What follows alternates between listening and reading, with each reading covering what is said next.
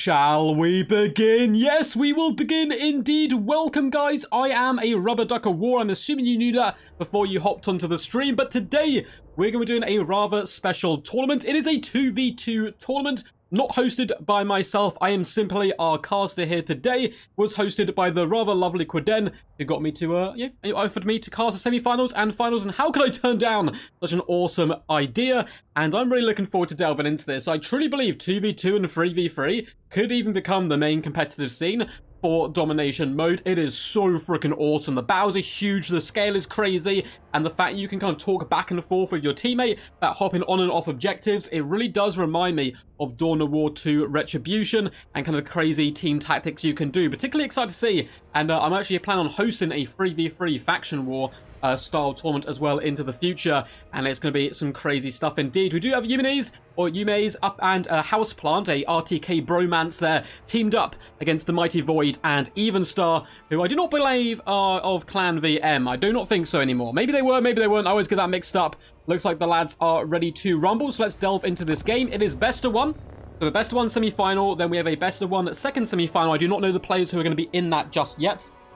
And then a best of three final. It should be some good time. I'm really actually quite excited.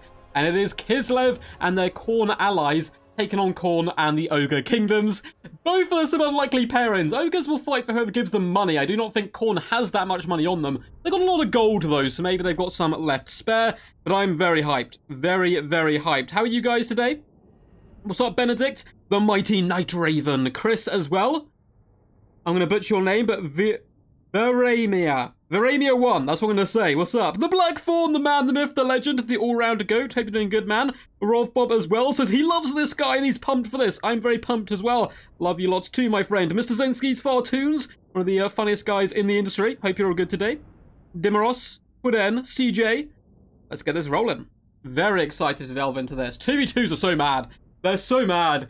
3v3 is going to be really fun as well, I think, because you'll probably have one teammate protecting the home objective and two contesting the middle, and then you'll like have to kind of mix and match and move your armies around while you contest different objectives. There's loads of potential. But 2v2 today's looking forward to this for sure, and should be some good fun. Who are you rooting for? Do you want Yume's and the Mighty Houseplant to succeed, or shall Void and Evenstar's reign of terror begin today?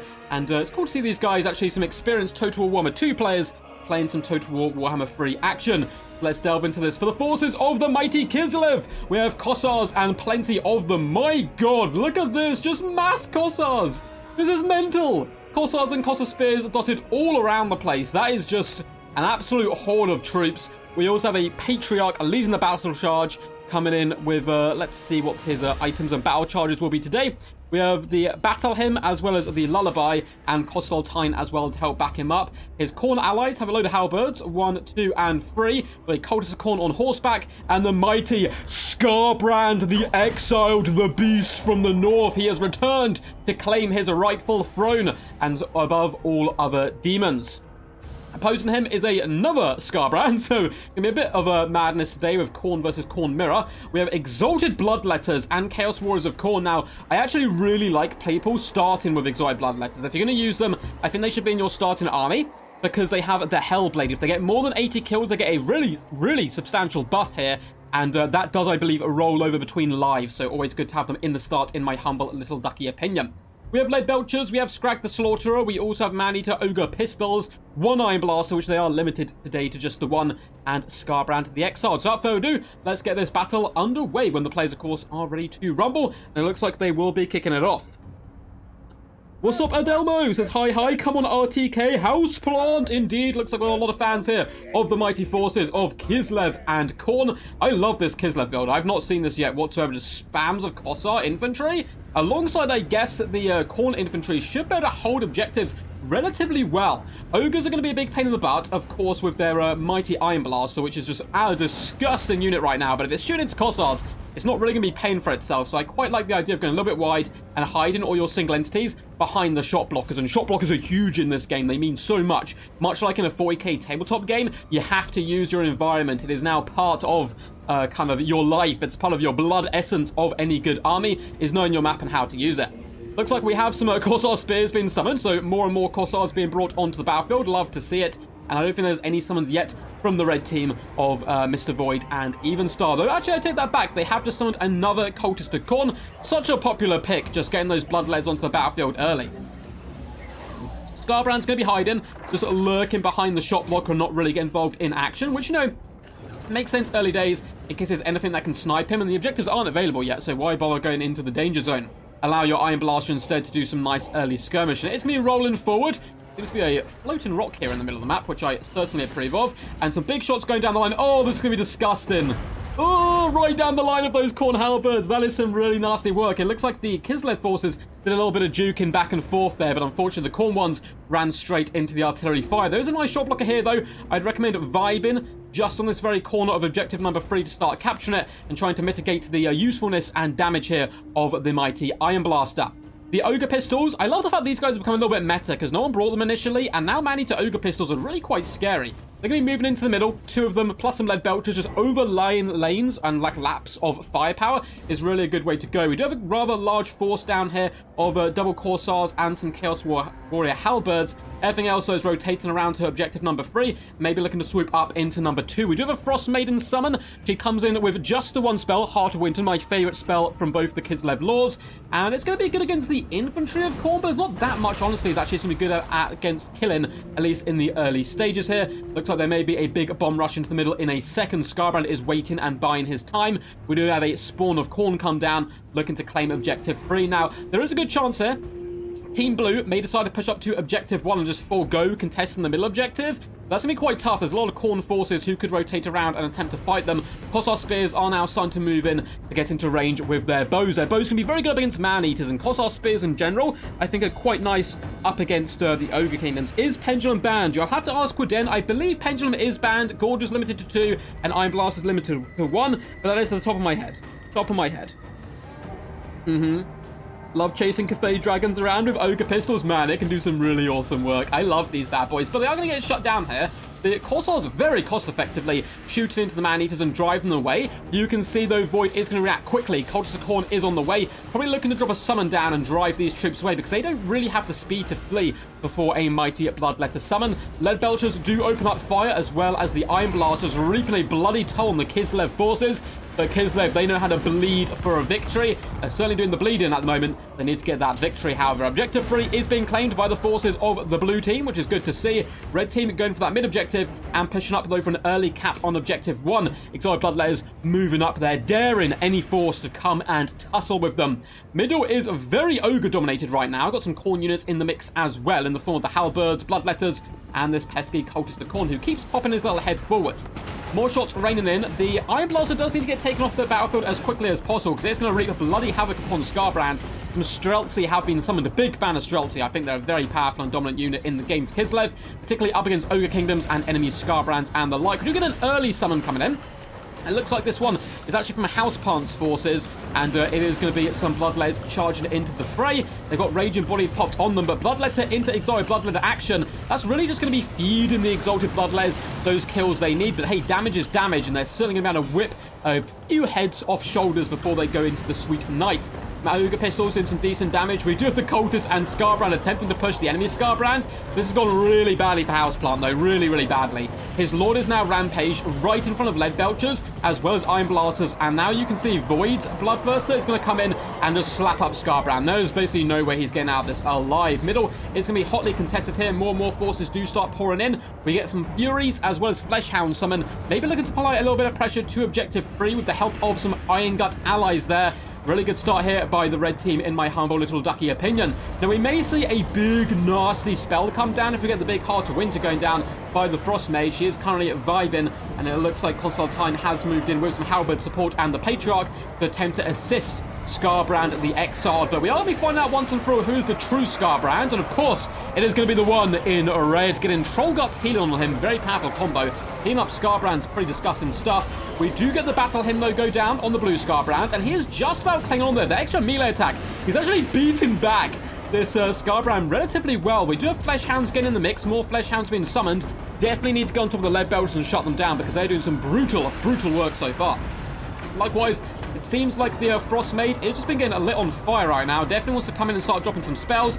Looks like we may be getting one come down onto the Chaos Warrior Khorne dual weapons. And it is a very hotly contested fight in the middle. A bit of a flustercluck right now. Seems to certainly be going in favor of the red team. Both their players outscoring their opposing numbers. Objective 1 is also relatively secure. It's got some flesh hounds on bodyguard duty. It's got Bloodless moving down to engage the enemy. Already up to 52 kills. Nearly getting that buff before getting intercepted by flesh hounds. We have Zargard on the battlefield. We have a Snow Leopard as well, dueling a cultist as a big epic backdrop does go down in slow motion there. The Snow Leopard shall duel in the mountains up against the deadly cultist of Khorne, trying to prove himself in the name of his god. Middle fight has gone very poorly for blue team. Looks like they might lose their Patriarch. They've lost their Scarbrand.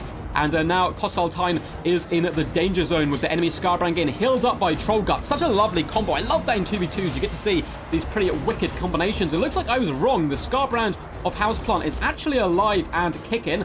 Unfortunately for him, his mighty Streltsy have seen better days, getting jumped here by Chaos Furies and shut down. Objective 3 still held by the blue team that is under constant pressure. Ogre Bulls pushing in, as well as some nasty Flesh Hounds, but it should be held here by the forces of the Cossars as well as the Halberd unit. So not giving up just yet, our blue team. They do pull back some of their forces into the reserve pool and probably want to start pushing objective number 1 and float out to that side. Looks like that's just what they're doing. We have the Snow Leopard pushing up there, as well as some winged Lancers doing decent damage to enemy Flesh Hounds. So Bloodless, though, are on a killing frenzy. Those two-handed blades being whipped around in arcs of death, decapitating horse and rider alike, and now getting engaged in a furious fight up against some Flesh Hounds, Khorne on Khorne action.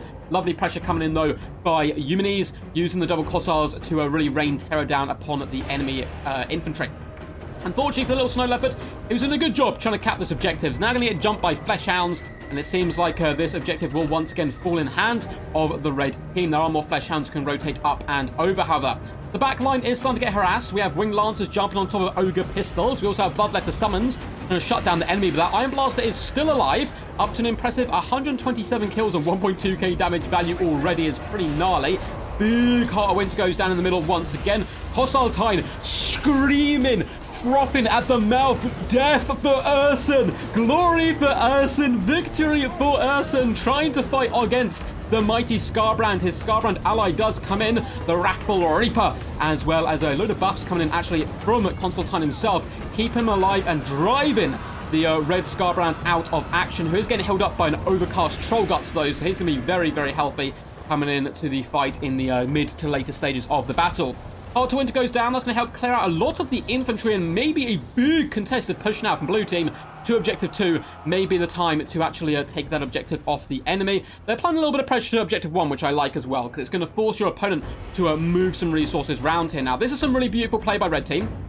Take their own Flesh Hounds, engage the enemy ones off the objective. You always want to be fine off the objective where possible and shutting them down. So a lovely little interception down here. Apologize about the lag, of course. 4 players in the lobby. We've got, I think, a couple of guys from Russia and a couple of guys from Europe as well. It's going to be a bit of a mixed match, but for the most part, we seem to be pretty lucky here. Zargard move on to the middle objective. We have Winged Lancers as well, and Scrag the Slaughterer cannot afford to go down here. He's the healing prowess. He's the true backbone of this red team build, and he's going to fall back now.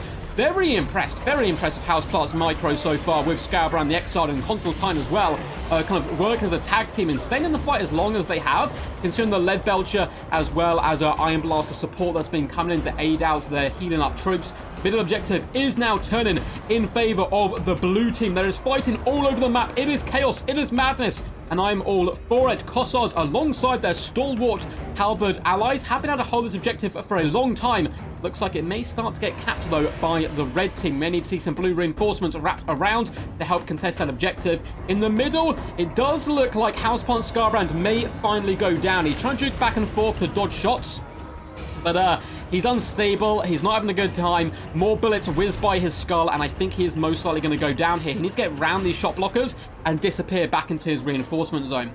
More Corsairs, more Streltsy move up. If the Streltsy can be protected, they can kill pretty much anything, including Scarbrand here. I'd love to see them line up behind the Corsairs and start laying on some thick overlapping arcs of fire. Central objective is Kislev's. 3,290 tickets to 1,775. Is it too late? Looks like Snow Leopard pushing up towards objective 1 to help contest, as Houseplant's Flesh Hounds get the upper hand, but more Flesh Hounds are on the way. Winged Lancers attempting to hold the middle for now. Schultz are falling back. Big breath attack comes in. The bellows of the fury of Khorne reaping a bloody toll on the Corsairs as Saber-Tusk Pack launch themselves into halberds as a big red push comes in.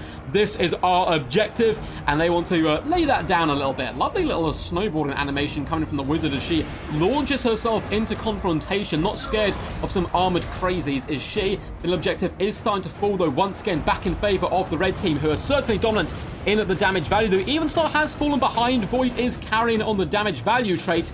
The other two blue boys not doing too bad whatsoever, find themselves in a nice sandwich. We have a Warbear Rider's been summoned, as well as more Corsairs. Objective 3 has fallen to the forces of the Ogre Kingdoms. And the red team, just Noblar's been pushed on. Iron Guts as well. I love the Iron Gut play here. 100 kills, constantly hounding and harassing that side objective. And we may well get a triple cap. It looked like blue team were able to get back into it. They've been triple capped, and they decide to throw in the Tau. Very well played to these lads. That was a close game. Good fight there. Nice punch back in the middle by blue team, but they use up all their resources doing so. And when red just punched back, they punched back twice as freaking hard. Triple capped them and sealed the deal. So well played. A big fan of this build from Eumenes, actually. Very cool stuff. 1,291 gold value on Constantine. Corsar Spears did okay. They didn't quite do as well as I was hoping for with that kind of like constant taunt of long-range firepower. I love the Frost Maiden pick. 2,000 gold value on her. Very lovely stuff indeed. Wing Lancers did okay. Nothing too crazy. And the Schultz just could not get into good positions. Houseplant Scarbrand got 2,700 gold value compared to the 3.5k of Voids there, which was just used really well. And the synergy as well with the healer was so nice.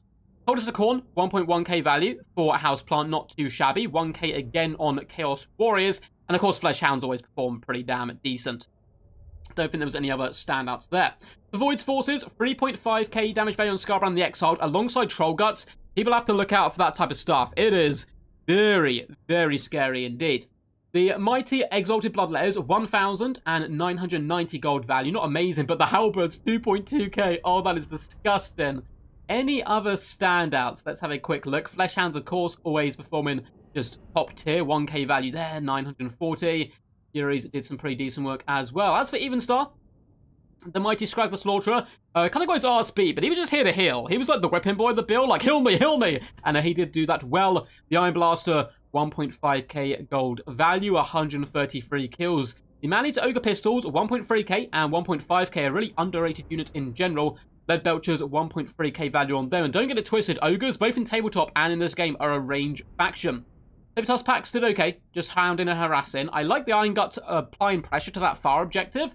850 and 630 value, and 700 doesn't seem like much, but it certainly helps apply a bit of pressure alongside a Noblar push. 1,000 value there on some Ogre Balls was another standout. Very well played to these lads. We will be seeing the Mighty Void and Evenstar in the best of 3 final. We have a game to go before then. Let's quickly hop over, and hopefully it is ready to rumble. It looks like it is Suave and Tank. Oh, that is a power duo. Suave and Tank together. That is going to be insane. Up against LP's Glorious. One of my favorite players to ever play in tournaments. LP's Leopard, as well as a newcomer I haven't featured on the channel before. Or Sorkon is what I'm going to say his name is. Both are Clan LP. Man, this is going to be an absolute blast. So let me message the boys and give them the lobby. So let's unfortunately have to kick these players for now. Boop and boop. We'll see you guys back in the final. Well played to you, champs. And let me get the code here. Boo, boo, boo, boo. So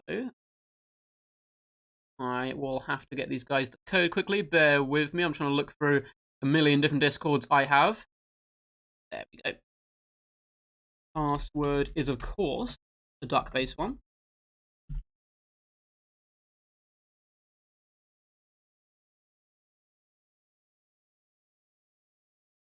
Tag one of each team, and that should be good. Tag Leopard and Suave.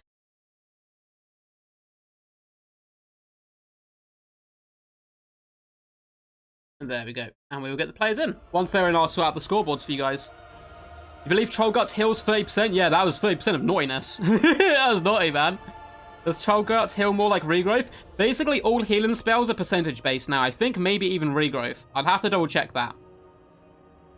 Barrier is so broken that there is no Zinch in the semis. In fact, the Pendulum Band, even Slanesh, are a lot scarier. I mean, the shield is good, but, like, yeah, if you've got no Zinch here, you know, Ogres are probably the scariest faction in the game, I would argue. Plus, combined with, like, Khorne, I think 2v2 is going to be a very different meta from 1v1s as well, you got to remember. But yeah, these guys did some really awesome work. That was a good fun game. Against my good friend Tank, yes, it's going to be fun. Tank's an awesome dude. Tank is an awesome dude indeed, and he's a scary opponent. I've had some fantastic games against Tank, particularly in the lead up to the Warhammer World Championships. We were going at it with some Tomb King Lizardmen action, I think, and he was a good player to train against because he was so talented and really hard to shut down. Looks like Suave's here, the Mighty Tank's here as well, Leopard and... Oh, I'm so sorry, man, I don't know how to say your name. Orsicon is what I'm going for. Let me update the brackets there for you.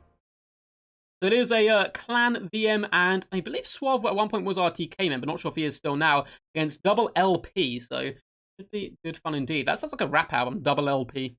So I believe there actually is a rap called LP. So let's quickly change their names. On the left-hand side, we have Tank plus Suave. So I believe they had to keep the same armies or the same factions throughout the tournament up into the finals. I may be wrong there, though, but it seems like at least most people have kept that. That could be due to practice reasons as well. So we have... You know what? We're just going to do LP. We'll fit that in a little bit easier. Plan effort there. Oh, there we go. Yeah, Leopard's one of my favorite players to watch. He is so freaking cool. He did some awesome stuff in my Warhammer 2 tournaments. So hopefully seeing that represented today, because he plays like really off meta, or at least he used to play really off meta in Warhammer 2 land battles. So I'm hoping that kind of carries over into this game. And it looks like the Chad has gone Grand Cathay. I love it. So it looks like we have Ogre Kingdoms and Kislev versus Grand Cathay and Ogre Kingdoms. That's really good, I think, for Clan LP here. Grand Cathay actually counter Ogres and Kislev relatively well. But on this map, maybe not so much. The maps are already set. They do have the high ground to position cannons. And there's no Furies. Oh my god, I would love to see on these high ridges near spawn a couple of grand cannons, because you can cover the mid objective and one of the contested objectives. Oh, that would be some cool stuff. This is going to be a wild time. It's going to be a wild time for sure. Yes, we are getting Cathay representation. Cathay, stand up. Almighty Dragon Emperor has blessed us today. When will the factions of Warhammer 2 and 1 be added to multiplayer? They have not said yet, Clement, unfortunately. I am still waiting to hear as well. Of course, once I hear, I'm sure I will hear at the same time as everyone else. Leopard plays his own meta. Yeah, Leopard just creates this, like, crazy bonkers meta, and it shouldn't work, and it does. It's really good fun. I need to message him, like, hey, man, send me some replays. Send me some awesome replays. So once again, Ogre is going to be very popular. Very, very popular in this. The Black Fawn, an absolute Chad, says, if you want to participate in this kind of event and meet partners for 2v2, do not hesitate to join the Discord. Yeah, so we've been a little bit slow on doing tournaments at the moment, because I had an operation last week, so I've been wanting to do so much since the release of this game, and basically haven't been able to do, like, that much at all, annoyingly. But I am healing now. I'm getting stitches out, I believe, on Thursday, which is really good news. So we'll be doing lots of tournaments. I'm looking to do 2v2 tournaments. I'm actually looking to run a 3v3 event. So any players out there who are experienced tournament players and would not mind captaining a faction, please let me know. I want to start running a 3v3 faction war. And it's going to be like a round robin. Everyone plays everyone, and they will be cast as videos. So you kind of get 2 weeks to play your games. And I will cast every single game as a video on the channel, which would be pretty good fun. So if you're an experienced player with a particular faction, don't hesitate to message me or get in contact with your friends who kind of, you know, like that faction, whatever, and let me know. I'm going to be reaching out to people over the next couple of days and getting that sorted. Yeah, I want my lizards back as well, man. I really do. I definitely want some dino, boys. Dinos, I think, are going to be really strong. I've already thought of some nasty tactics you can do in Domination with Lizardmen. I think Lord Mazdamundi is still going to be the best pick by quite a considerable margin. A Roman spellcaster who's super tanky, can drop Shield of the Old Ones down, Banishment, Ruination, Healing. It's going to be awesome. It's going to be so powerful. Yeah, so we're not going to be casting that live. The 3v3, that's just going to be done in lobbies. So minimize lag and that kind of stuff as well. Minimize as much lag as possible. But I'm going to be appointing a captain of each team, and they get to pick their 2 teammates. So hopefully they will pick friends they normally play with, and therefore not have so many lag problems. Because, yeah, it's going to be good fun. I'm basically basing it off Ingrid Cast's Dawn of War 2 Faction War, which I'm a big fan of, so we're going to be moving that over, and that's kind of like, yeah, 3v3 is just on a different type of game. Or similar type of game, but, you know, different game all round, still Warhammer and still tactical RTS. Let's have a little sip of our drink. That be the good stuff. The big man himself says, I feel like Rev Dinos are going to be great for supporting points your Lord isn't at. Yes, that could be pretty good as well. I mean, solar engines I still think are going to be good. I think most units which were good are still going to be fine. So, you know, metas will open up. I also think Arcs of Sotek are going to be very gnarly. Just to clear infantry off objectives is going to be pretty good. So I still think all the Garys, we're still seeing them represented. Chameleons are going to be good fun as well. I like the fact the Geltblom Terror is going to have Vanguard. It's going to be really funny, so you can get it to the objectives quicker. I don't know how useful it will be, but I definitely want to try some tactics out there. I already answered Clement. We do not know. Nobody knows yet, I'm afraid. Yes. Tech Elite. It will be 3 Khorne players versus 3 Ogre players, then 3 Khorne players versus 3 Tzeentch players, 3 Khorne versus 3 Slaanesh, and so on and so on. Yeah, that's the idea. So I'm going to start with a 3v3 faction war. If that is popular, we can go down and do a 2v2 faction war and a 1v1 faction war, and just rotate it around. Domination. Yeah, domination for sure for that. For the faction war, most of my competitive tournaments early days are going to be domination. I have been asked, I haven't been able to reply yet because I've been sorting out this tournament. I've been asked to run a, I think Antiquity Ladder land battle like tournament or something, or land event. I think maybe this weekend or next weekend. If it's this weekend, I won't be able to do it anyway because I'm busy, which I'm considering doing. So I'm still going to be doing land battle stuff, but just like, you know, mixing and matching a bit of both. How do you think the Lizardmen fare up against Warhammer 3 factions? I think the majority of Warhammer 2 factions and Warhammer 1 factions are going to be a little bit overpowering for the new factions when they first get moved in, simply due to the fact they've got far more factions via DLC and FLC, and then it will even out as the other factions kind of get oh. That was weird. Apparently it was a crushing defeat. The lobby may have bugs. Hopefully these guys aren't playing and it bugged out for them as well. Did lobby bug for you?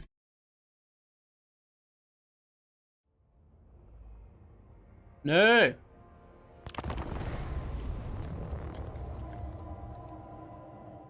Let's send them a message. Cool. Well, hopefully we'll have to redo the lobby. Hopefully they're not mid-game and didn't just kick me out randomly. I know there is some bugs with spectator mode. If it happens again, we'll just let one of them host. And we will join them. Looks like we've got 100 people watching. What's up? Quack, quack. Maybe you're having a good time. We've only had 1 game so far. Plenty left to come. We are on to the second semi-final. There we go. Hopefully it's not still running.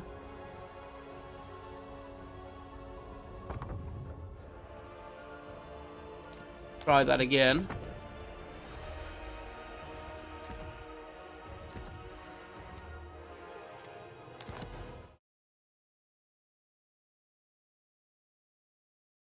New lobby. Password. Stuck. Tag them all again. And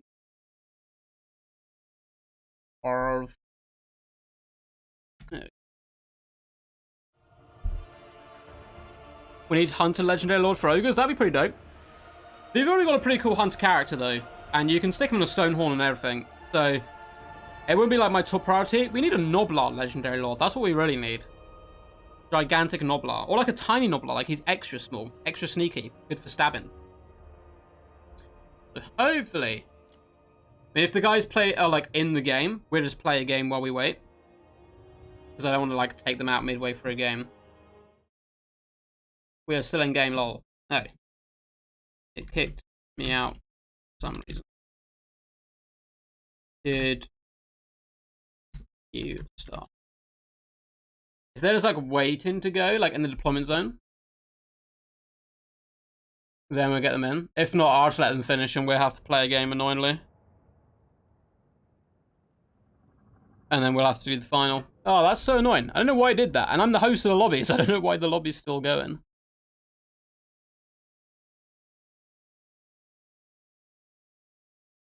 Maybe tell the guys next time just to wait for me to okay. Okay, yeah, like a Snot and Leisure Lord would be funny as hell. Like, Manny to Captain Lords? That sounds pretty cool, Dane Williams. I like the sound of that.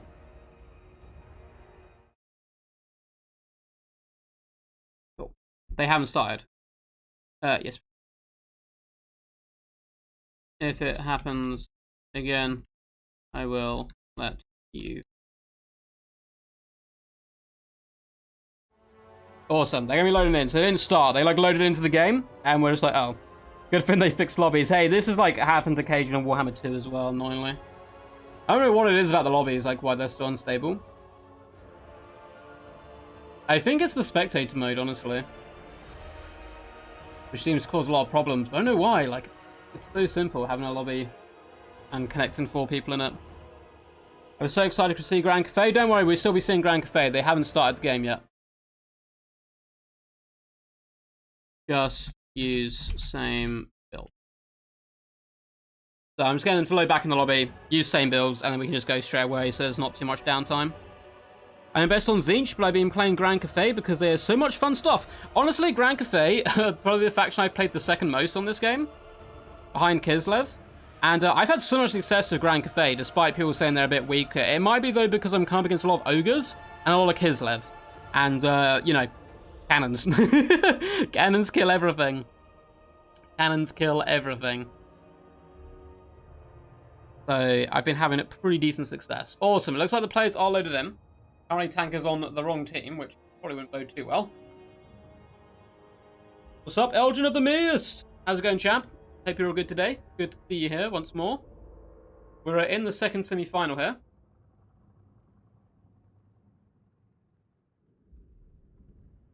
Just waiting on Mr. Leopard to come in. Leopard is a Grand Cafe enthusiast. He plays it very well, so stay tuned. Ooh, stuff. That's an ominous omen coming in from his clanmate there, Mr. Twilight Harbinger. Pretty excited to see how this goes. I feel like the Grand Cannons could cause them some pretty big problems because of an Ogres right now. If they protect them well, you get a Grand Cannon, like just one cannon up on this ridge can do so much work because it covers the mid-objective plus the tightly contested one. But we'll have to see. Obviously, he might play in a completely different way, of course. May play in a completely different way. The thing with Cafés is that they aren't great at anything, but they aren't bad at anything either. They're great at shooting. They're great at cannon shooting, and artillery is like the best, but it's dependent on maps. You can't use their artillery super well on every single map. Most maps you can find a decent location for them. About half the maps I think are really good for them, maybe even a little bit more. But you know, they don't have the best infantry to hold. They don't have very good cavalry. They have Longmire Riders, which are quite fantastic though, and some powerful lords. I actually really like the Dragon-Blooded Lords, as well of course as the mighty Miao Ying and Zhao Ming can do some decent work. You're still unable to play the game? Oh no! Why are you unable to play the game? Is it not working on your PC? Or do you just not have it at the moment?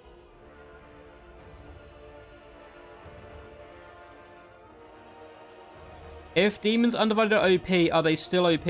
If you have 4 players of them in a 4v4 against each other in 4 Chaos Army names, it'd be pretty crazy. It'd be pretty crazy. Demons Undivided are mainly OP because of their variety compared to the normal demon factions, because you can bring a little bit of everything. And likewise, Be'lakor is obviously going to be disgustingly OP, but that's kind of the point. That's kind of the point. Like, he's this like big unlockable guy that you want to get and reap havoc upon the world. Yeah, of course. Of course, I agree. Lol Rolf. What a name. But I agree. The Longmire Riders counter Furies, but they're so expensive that they can't be everywhere in one go. And if they just spam Furies at you, it's hard to protect your cannons. It is doable, but it's certainly not easy. So against the demonic factions, I think Cathay can struggle because of that. But against, you know, Ogres and Kislev who don't have flyers, go ham. Go ham, go crazy with your cannons. What's up, Mr. Geese Howard? Honk honk. Hope you're doing all good today. Thank you for helping set up this tournament today. Yeah, Jade Warriors, I found it decent if you are able to, like, chevron them up a load, basically. Yeah, so Khorne is one of the worst matchups for Cathay, in my opinion. Because you just, like, I played Turn, I think it was on live stream, as Khorne. And, like, Turn's a much better player than me, but I was able to, like, dominate just with, like, hounds everywhere, getting into the back line. Your infantry is cost-effective against their infantry. Your single entities are big powerhouses. It's kind of crazy. Hey, and we're loading in this time. Good news. Kind of lame how disappointing Be'lakor is in campaign. I think he's not really like a buff army guy, you know? He's more like a wrecking ball. Hey, I'm just going to chuck this guy around and beat everyone up type thing. Yeah, combining Nurglin's Blue Horrors, Flesh Hounds, and Furies is pretty sick. Hey, nah, it's not OP. What are you talking about? Yeah, it's disgusting. It's disgusting for sure. Power Geezer, indeed. Yeah, you can check your DirectX is working on the right one. That should have been fixed, though. That should have been fixed. I think some people were running on DirectX 11, and others were doing, like, it was automatically putting them into, like, the next one or something weird. I didn't really understand it. I never had, like, it was so weird. Everyone was like, oh, I have all these problems running the game, and I've had, like, the lobbies being bugged was, of course, a problem. And apart from that, I've had a few crashes here and there. Like, we had a crash now because of the lobby. And what bugs have I had? I had some weird texture bugs, but that's because I had to verify my game files for them to work. Is there anything else? Not really. I think maybe I'm just a bit lucky. I've got a relatively decent PC as well to run it. So it seems fine. But I know a lot of people have been having problems, which kind of sucks. Then they give bad reviews, and then like less people want to check out the game. I'm like, no! Give me the game! Give me the game! I want more people playing. Warhammer 3 works even better than Warhammer 2? That's so bizarre.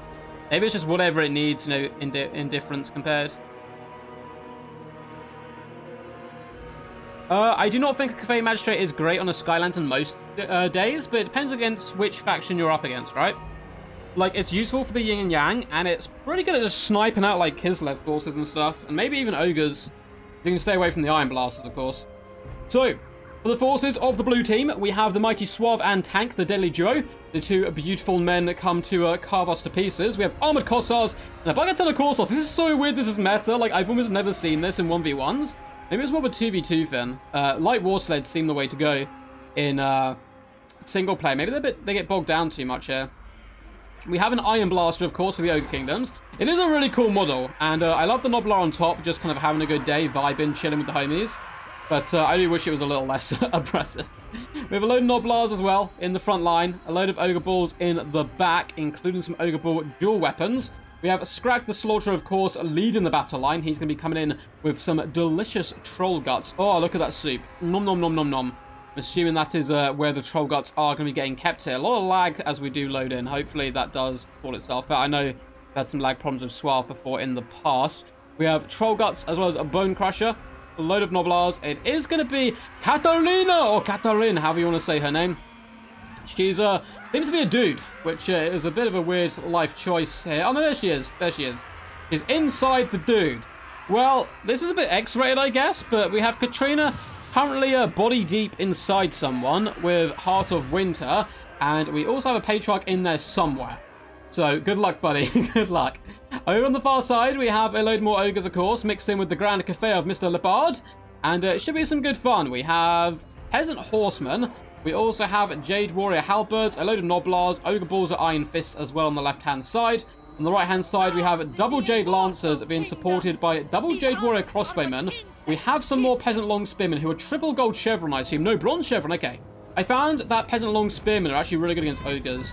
We then have double Lead Belchers, Noblar Trappers, and another Scrag the Slaughterer. Pretty cool stuff. It seems like the lag has dissipated for now, touch wood. And maybe it was just a bit of a loading in thing, and now that it's going, hopefully it should be fine. So looking forward to this. Who's your money on, lads? Who is your money on? At least these tournaments are entertaining, man. They're so good fun. Honestly, I've been enjoying the Warhammer 3 tournaments so much. I kind of stopped watching Warhammer 2 streams, you know, because I did so much Warhammer 2 content. And now I'm, like, straight back on it, like, trying to catch as many of, like, Tyrann and Darvs and stuff streams as possible. Lead Belchers take a ton of damage. It's not going to be good for their health whatsoever. Katrina and Patriarch can move up to Objective 1. And it looks like both players will be attempting to contest the middle. The Cathay Alliance, though, the red alert team, seem to be moving over towards Objective 3 a little bit more, as well as the middle, whereas the blue team, Objective 1 and the middle is going to be their weapon of choice. It's going to be good fun, though, because the ogres can, of course, rotate around and start taking the middle as well if possible. And is it going to be Iron Blast on Iron Blast action? I don't think these guys actually have an Iron Blaster for green team. Instead, they're going for the old lead belchers. But yeah, getting a cannon up on this high ground and allowing it to contest middle, as well Objective 1, would be something I'd be a big fan of. So now that the archers are starting to load up, as well as the lead belchers just onto the enemy front line, this is going to do some pretty devastating damage. My god, those Armored Corsairs clinging on for dear life. Jesus, just getting blown up. Look at the ground, littered with the bodies of the mighty Kislev warriors. But they're pushing into Objective 2. Kislev are not a good comeback faction. They're a faction which likes to dominate from the mid to early game and kind of push on further and further forward. Cossards are now trading into the Jade Warriors. That's going to go pretty good for the Jade Warriors. So the Iron Blaster shooting in, doing devastating damage to the Lead Belchers is really nasty for the red team. They're going to quite comfortably claim Objective 3. These forces here should probably push in towards the middle to help. There's not too much you need out here to really hold down this objective. Just leave 1 or 2 units and start applying pressure to the middle, because it looks like the blue team can be taking Objective 1 in the early days, or at least jockeying for position, pushing down on some gorges here coming in from the red team. Patriarch is trying to support Catherine, who is taking a load of damage right now. Not enjoying that whatsoever, as the gorges push in, as well as the Dragon-Blooded Lord. Storm of Shadows goes down on the Winged Lancers, interesting enough, rather than the Lord trying to take it down. Jade Lancers now wrapping up and over. We're about to see a big boom. Oh, yes. The claws and talons of dragons long thought dead from the world come up and reach in and pluck the souls from ogres and armored corsairs alike, doing some decent damage there. Nothing too crazy, though. Of course, better against this mass cheap infantry. Crossbowmen and lead belchers continue to open up fire on the armored corsairs and start dragging down the opponent. We're going to have a big contested push in the middle. Both players committing significant amounts of forces to the middle in order to claim Objective 2. Some Noblars are going to be rotating around as well here for the blue team. I'd love to see maybe just some Ogre Balls just rotate over into the middle to help contest it. Red team currently going strong for it at the moment. We are about to see, though, a nasty boom come down onto those Jade Warriors and some really solid damage. They move forward a microsecond too late. Lead Belchers are opening up fire. You can see damage value-wise all very even. All players in for the 2,000 damage value. And the Lead Belchers now open it up, ripping one new into Catherine and the Patriarch, as well as the Winged Lancers, doing some pretty decent damage right now. Up in the skies, you do have great Longmire Riders, so currently vibing and it's eating a load of arrows. They definitely want to get moving as quickly as possible. Not too many good places for them to land, though. Everyone seems to have spears or is heavily armored. We do have some rather sneaky halberds. Lancers as moving up to engage gorges on the right hand side. So Objective 1 has fallen to the team for Kislev, it seems, so for the blue team. Middle objective is currently just about turning red, but only just. They do currently have the objective at number 3. So good start by red team, despite the fact they are slightly behind on gold damage value, but not much whatsoever, as the Jade Warriors are really making their number heard here, and the Fae forces are really bringing the pain, whittling shots into the Ogre Balls and driving them away from the objective, which now looks certain to turn in favor of the red team. Over here, we have a nice little push going on with some Noblars and Ogre Ball Iron Fists engaging Iron Guts, which is going to be quite a desperate fight, though. They have only left one unit of Jade Warrior Halberds here, a couple of Peasant Horsemen as well to protect. They may need some support in a little bit once that front line does start to buckle. The rest of the red team's forces starting to rotate into the middle. It looks like it did start getting decapped a little bit, though. They need to get as many troops on here and cap it quickly, and that's just what they do. We have Noblars on here, Ogre Balls, and more Ogre Balls to cap it quickly, and now they can intercept the Sarguard before they get onto the objective, and it is being held by the forces of Grand Cathay. Over on the right-hand side, fierce fighting is kicking off here as an explosion of ice sends Noblars flying left, right, and center.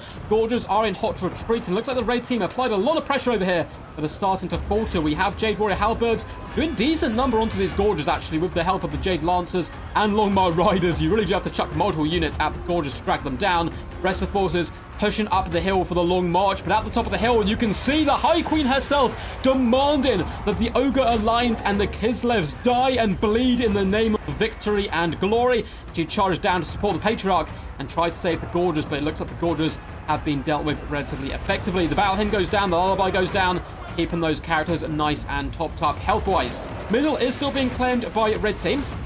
Lovely little Talons does go down on the Streltsy, doing some decent damage. Unfortunately, their Sabertusk pack weren't able to stabilize in time and deal with the enemy ones. The Iron Blaster continues to fire in from a dominant vantage point as more Jade Warrior Crossbowmen move into the middle, but they're running out of infantry units to help protect all this range, and Zargard are knocking at the door, as are Armored Corsairs and Sabertusk pack. Middle objective looking a little bit shaky, I would argue, for red team, though. Objective 3 looks really solid right now, with some Jade Warrior Halberds moving up alongside Peasant Horsemen to engage the enemy and keep them pinned back, though we do have more Ogre Balls en route. Middle objective is still red. We have Jade Warriors in there at the moment. No troops coming in from reserve just yet. We have Iron Guts on the way. It looks like no one is really stacking too many objectives or too much supplies. Leopard and Tank being the two biggest kind of...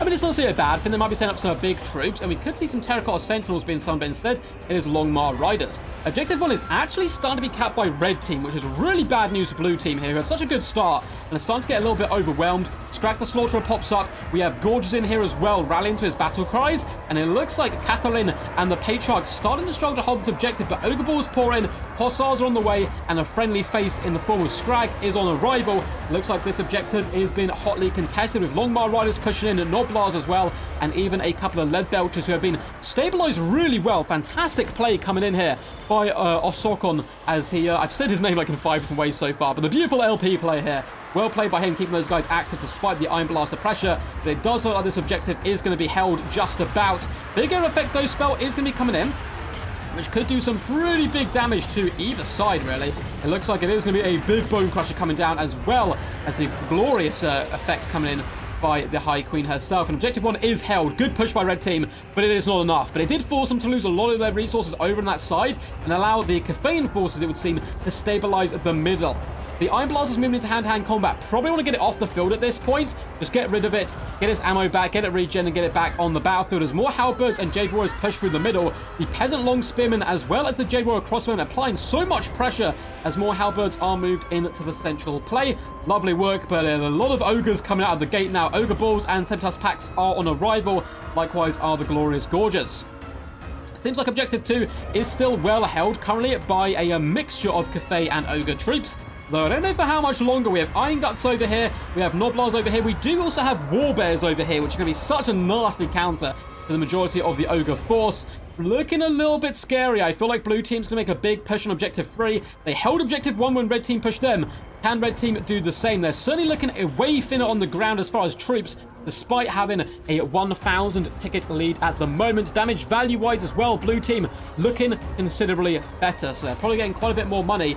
I think they're going to do some big pushes. Can red team hold on here to the central objective and fight back? Jade Warriors doing decent damage up against the Sabertusk pack.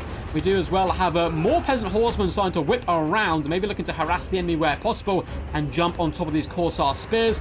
Objective 3, hotly contested. Noblars not quite in the objective zone, need to move in a little bit to help contest, but Iron Guts are soon going to start getting overwhelmed. We do have a couple of Peasant Long Spears, and there is more Spearmen on the way, as well as Jade Lancers. Objective 3 needs to be held here, but at the same time, so much pressure coming in on the middle, though it seems like Cathay just about able to stabilize alongside some Ogre Bulls, and doing a juicy job here in the middle. Streltsy looking a little bit worse as well, so nice hold in the middle.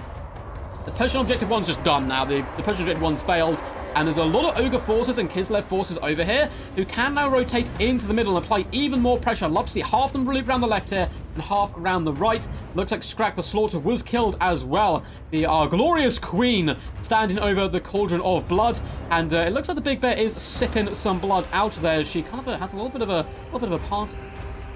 We're going to see a lovely cast here by the Dragonblight Lord of Leopard. Been very impressed with this cast so far.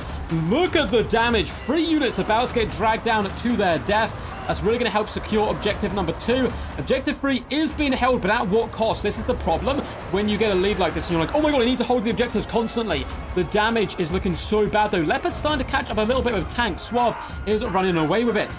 The Jade Lance is being shoved in here. We have Mournfang Cavalry as well by the LP boys. Patriarch with Warbears in the middle though.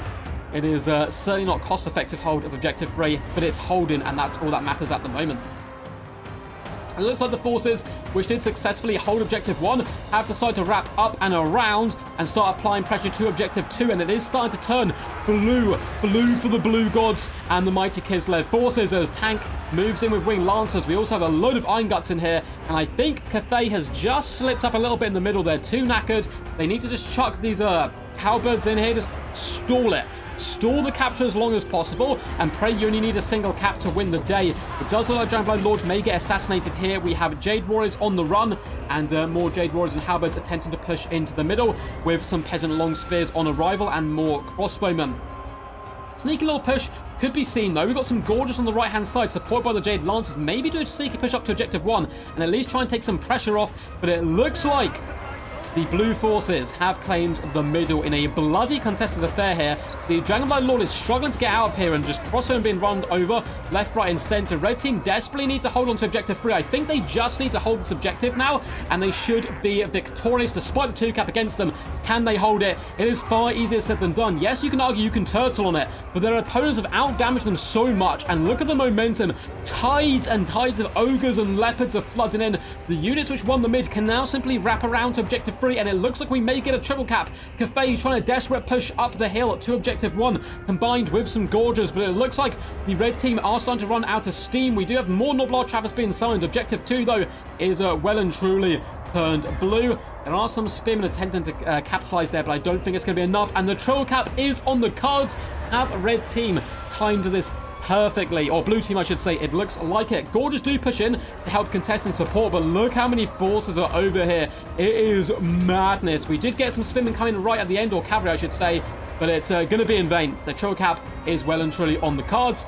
3,000 tickets now to 4,390. Red team desperately close, but not quite close enough. At this point, they have no army. No army on the field. They need to desperately capture one objective and try holding it. It looks like they're pinning all their marbles into capturing objective 1. What we need to see from Suave and Tank now is a full retreat back to objective number 1. All your troops, get them on their horses and start pushing it back. You cannot afford to lose this cap right now, particularly early on. Peasant horsemen driving up the hill. Gorges are dealing with the enemy, and we have Noblar Trappers. We have the Dragonblind Lord, who is bloodied from her victories and just hard pushing so far to get victory. And it's going to be moving up, and it looks like objective 1 may be capped by the red team, possibly, but there's a swarm of ogre troops coming over to intercept. And if they can get just on this line in general, red team are going to find it really hard to reinforce and protect objective point 1. And they probably do now at some point need to get a double cap. I do not think they've got this in time, unfortunately, to just need the 1 cap there. Gorges are going to move over. Mornfang Cavalry from Suave doing a decent job running over the Jade Warriors. It's been a desperate fight. Civitas Pack, Jade Warriors, and it looks like more Peasant Horsemen all being summoned on this left-hand side. Not even bothering to contest the other 2 objectives now. They are about to get objective 1. I think it's too little too late. It is too little too late. They need the double cap here. But hey, this is a good place to start. You cap this objective, and then you throw all of your marbles at 1 more. I'm so impressed with whoever's playing as Kislev. His tank. His dedication and discipline with his lords been outstanding. 153 kills, kept her alive for a long time. Objective 1 has fallen now back into the red team hands, and a big push on objective 2 is needed right now. It's the most open one, but they're still being outscored down here on the low ground, and I just don't think it's going to be enough. Objective 2 only has 2 Noblars protecting it, but we do now have Ogre Balls on the way. We have Strag the Slaughterer nearby, and a lot of this force of Kislev just doesn't need to be here. Just rotate back to the middle, and that way you can bounce around between whatever objectives you need to do.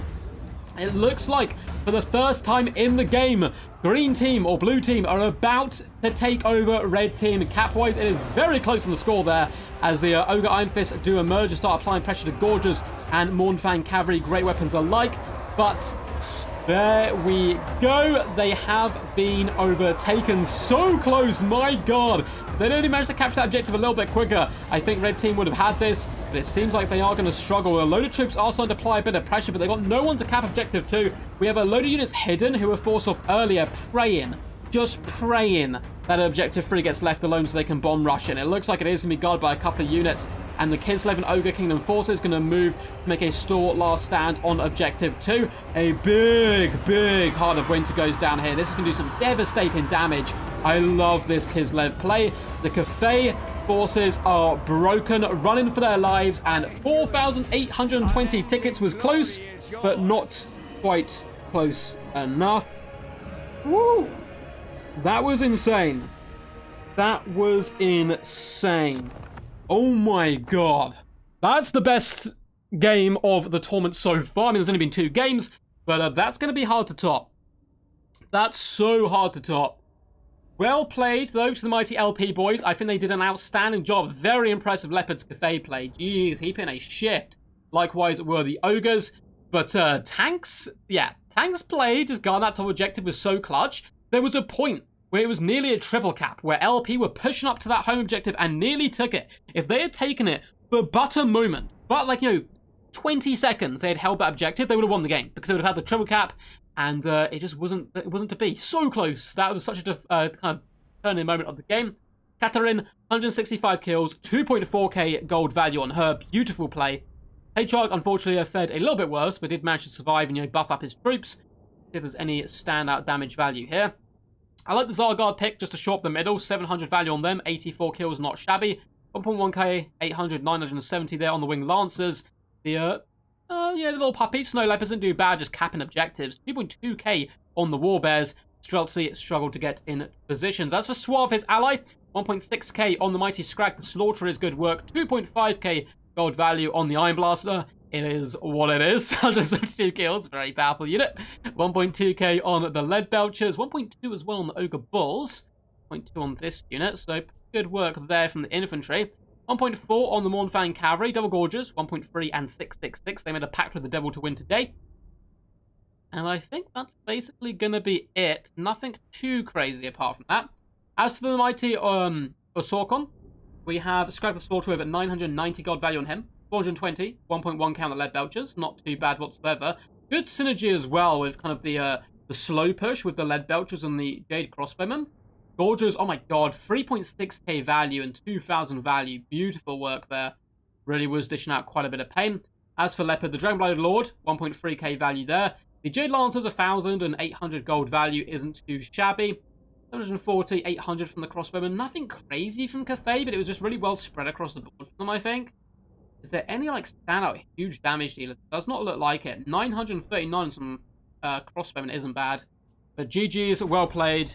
Woo! That was amazing. That was amazing stuff.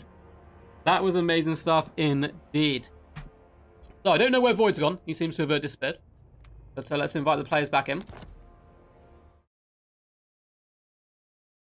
Yep. Password is duck. Let's just tag in. I believe it was Void and Evenstar who made it through. Tag them. It was Void and Evenstar who made it, I believe. Yes, cool. There we go. Yeah, and we're waiting on Suave to hop back in. Sorry, not the other one. So let us quickly update the scoreboard. Well played to Clan LP. That was one of my favorite builds that Cathay added in there as well, but the Kislev play was naughty as well. Next we have Void. Last, Evenstar.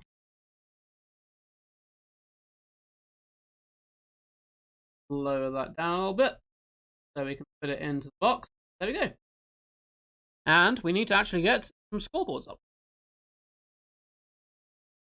Because this final is a best of 3. Awesome stuff. And it looks like we've got one of each team in here. Let's quickly note down the maps as well. Get me some paper. We have the Silver Spire. We then have the Eye in the North. And then Mountain of Morn. Ooh. Pretty cool maps. I'm a big fan of all the maps in this game mode, if I'm being honest. They're all quite unique and different. But I am also, at the same time, very excited for them to bring in some new ones as well in due time.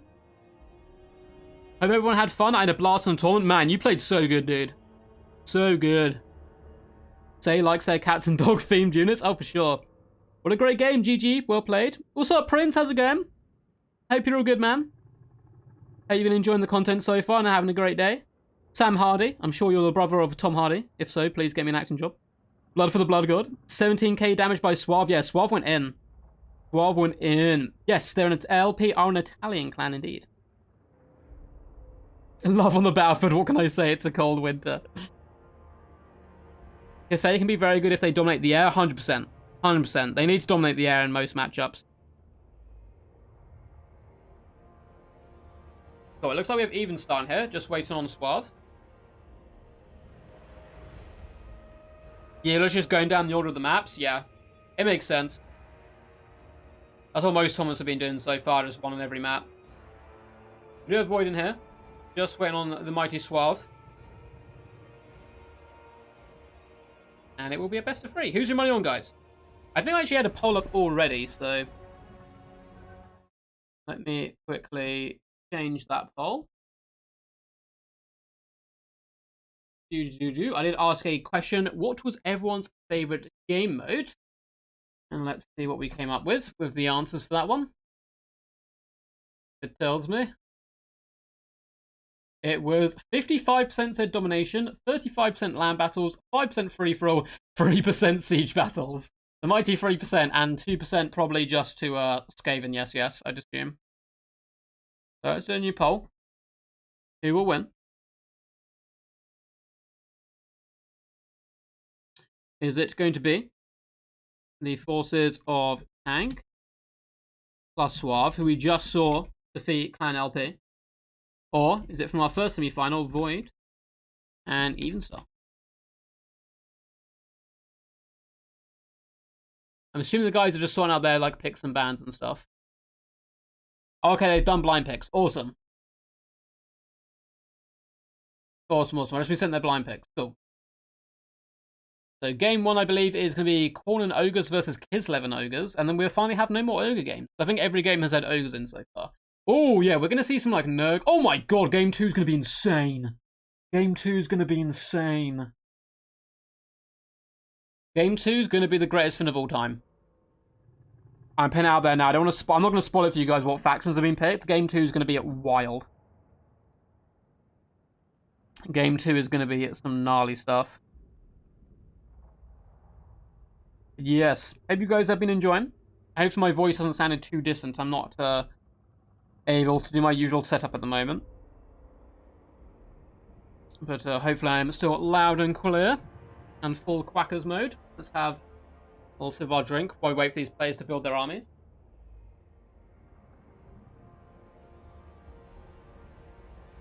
I'm assuming there is going to be a decent amount of downtime between these games, because building an army is one thing, building a 2v2 army is probably another, though I expect these guys to be relatively well practiced. Having played with each other so far, and sorting out roughly what works between their factions, and we'll have to see how they perform here. But yeah, should be good fun. Kislev and Ogre Kingdoms versus Khorne and Ogre Kingdoms. Who does it favour? It's tough to say. This is an interesting map. Your home objective is super safe. It's the map with probably the safest home objective in the game. So it normally becomes a big kind of blood and thunder fight in the middle on this one, with some sneak backcapping attempts as well. In which case I would say it probably favours Khorne and the Ogre Kingdom slightly here. Khorne a little bit better in the meat grinder than Kislev are, who like to move around with war sleds a little bit more. What we've seen so far from a lot of Kislev players in these 2v2s is, you know, slow push. Lots of guns, lots of arrows, and maybe they'll be able to do that to contest the middle rather effectively. Certainly expect to see double Iron Blasters here, though, on such a map. Quacks are clear and audible. Perfect. Perfect. Yeah, I just like stand up between games and that kind of stuff, so... Also, Mossy! How's it going, champ? Hope you're all good.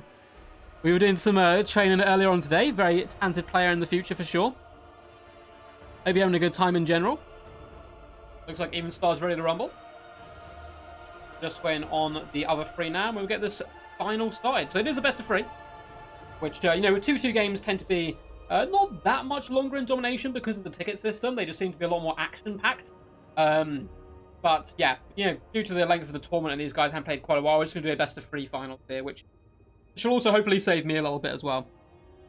But it's been a lot of fun so far. Lots of fun so far. Looks like Team Void and Evenstar is ready. Suave's ready as well. I'm sure Tank won't be too far behind. These guys are pretty experienced players playing against each other, actually, I think. I've seen these guys play each other a lot in tournament finals and stuff before, so a very talented pool of players there. And let us see. The game does load in. Hallelujah. And, oh, that's my jam. Triple war sleds. I love them. I love anything pulled by bear. Pretty damn awesome. So we have triple war sleds. We do have Catherine as well, Patriarch, and a simple unit of Kossars. And it looks like, once again, Void is going to be going with that double Exalted Bloodletter opening. He's such a fan of it, and I Really want to see in action. It didn't perform super well in the first game. They didn't do any crazy damage value or anything like that. We'll have to see how they work this time. But I like the idea of having them initially in your army, get that buff, and then you keep respawning them in as the game does progress. So pretty interesting to see how that fares.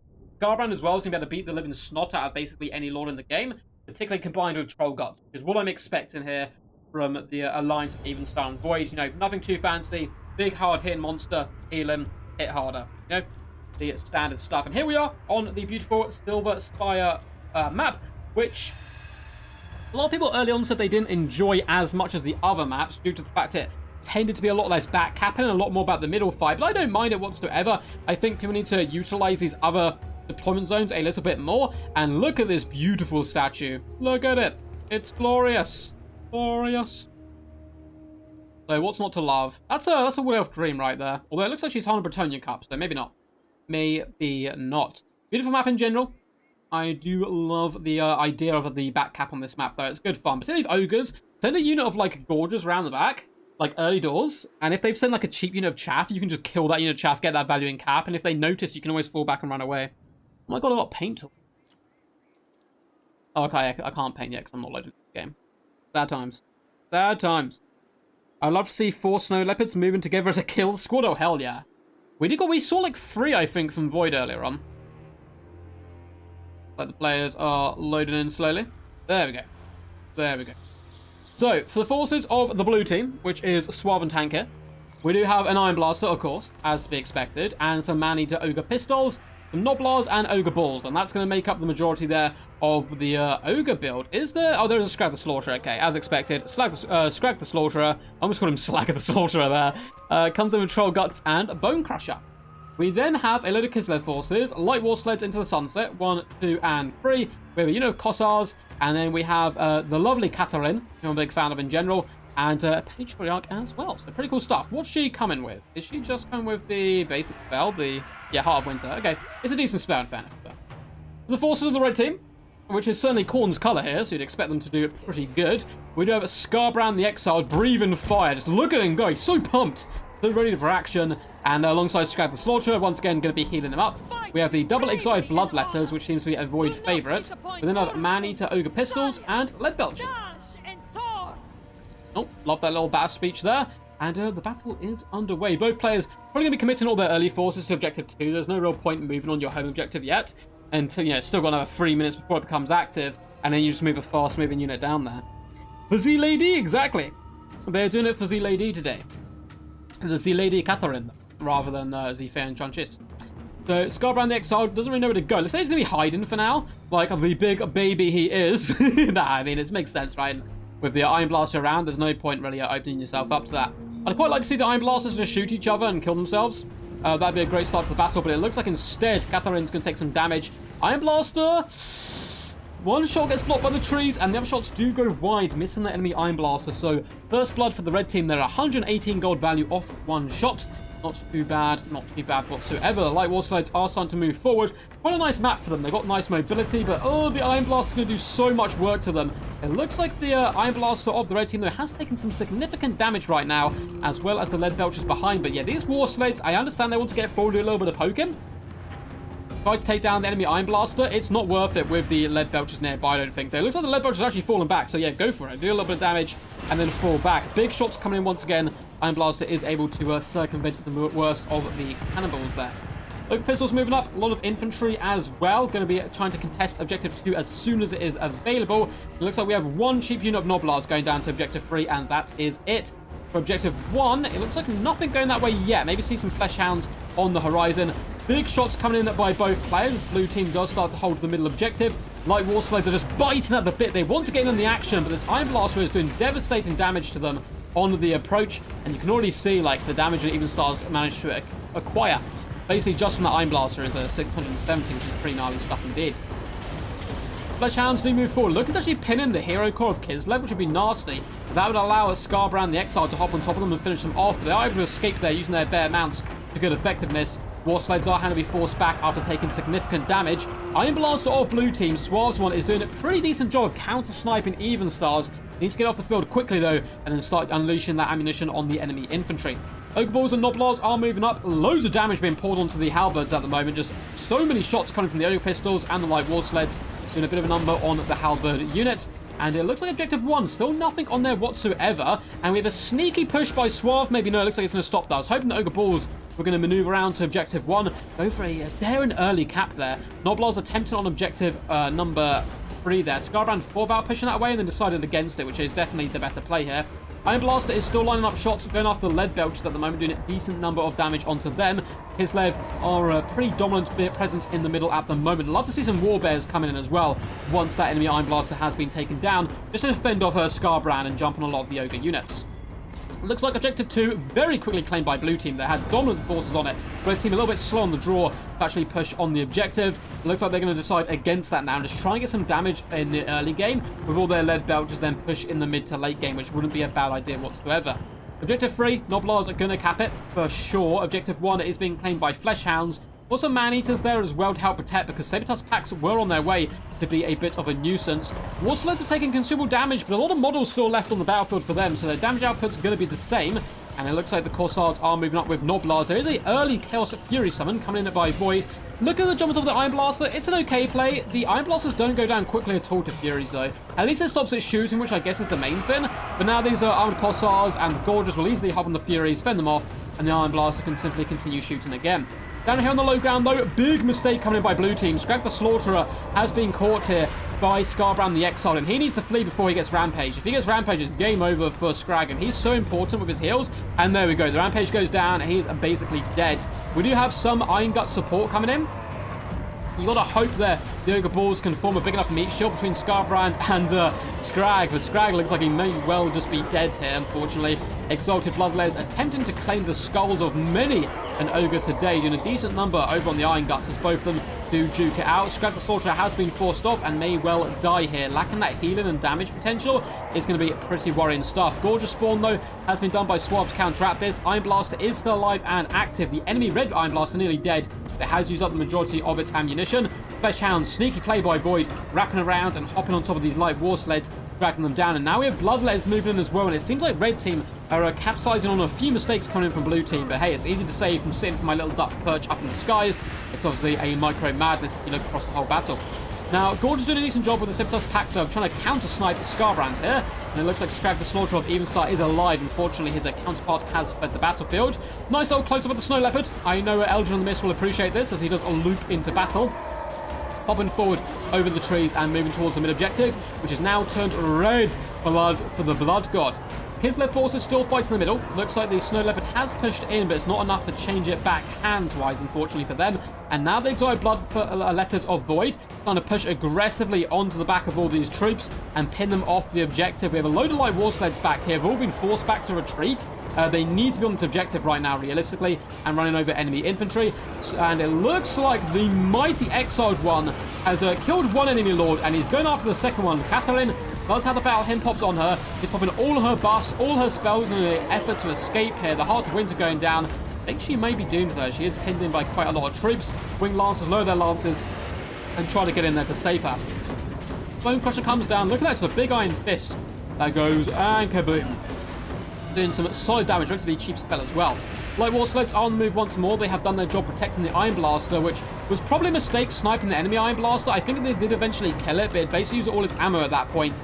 And now this Iron Blaster doesn't have much use, unfortunately. Armored Corsairs, and Corsairs continue to fight for the middle, which is now starting to be claimed again by the Blue Team, but very slowly.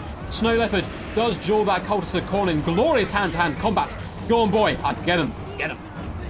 Patriarch in the middle, Light War Sleds in the middle as well. It looks like this is maybe going to be going blue again. They're trying a nice push on the left-hand side as well. Sabertusk packs dueling with the Fleshhounds. Doggo on Doggo action. It is quite fearsome stuff indeed. Looks like there's 2 Sabertusks here, though, most likely. That should be enough to overwhelm the enemy, at least you would hope. For the middle objective, though, it was nearly capped by Blue Team, has once again been forced back. Likewise has the beautiful Catherine driven away from her homeland of objective number 2. Objective 1 is got 0 troops on it. So some Sabertusk pack moving around the flank to contest would be nice just to drag resources away from the middle. Likewise, Objective 3 only has a single unit of Noblar, so I'd quite like to see Red Team also apply a bit of pressure over on that side. Damage value-wise, Blue Team is actually ahead. Suave doing some ridiculous amounts of damage here. Tank a little bit behind, unfortunately. Oh god, so I accidentally pulled out my headset there, so that might be...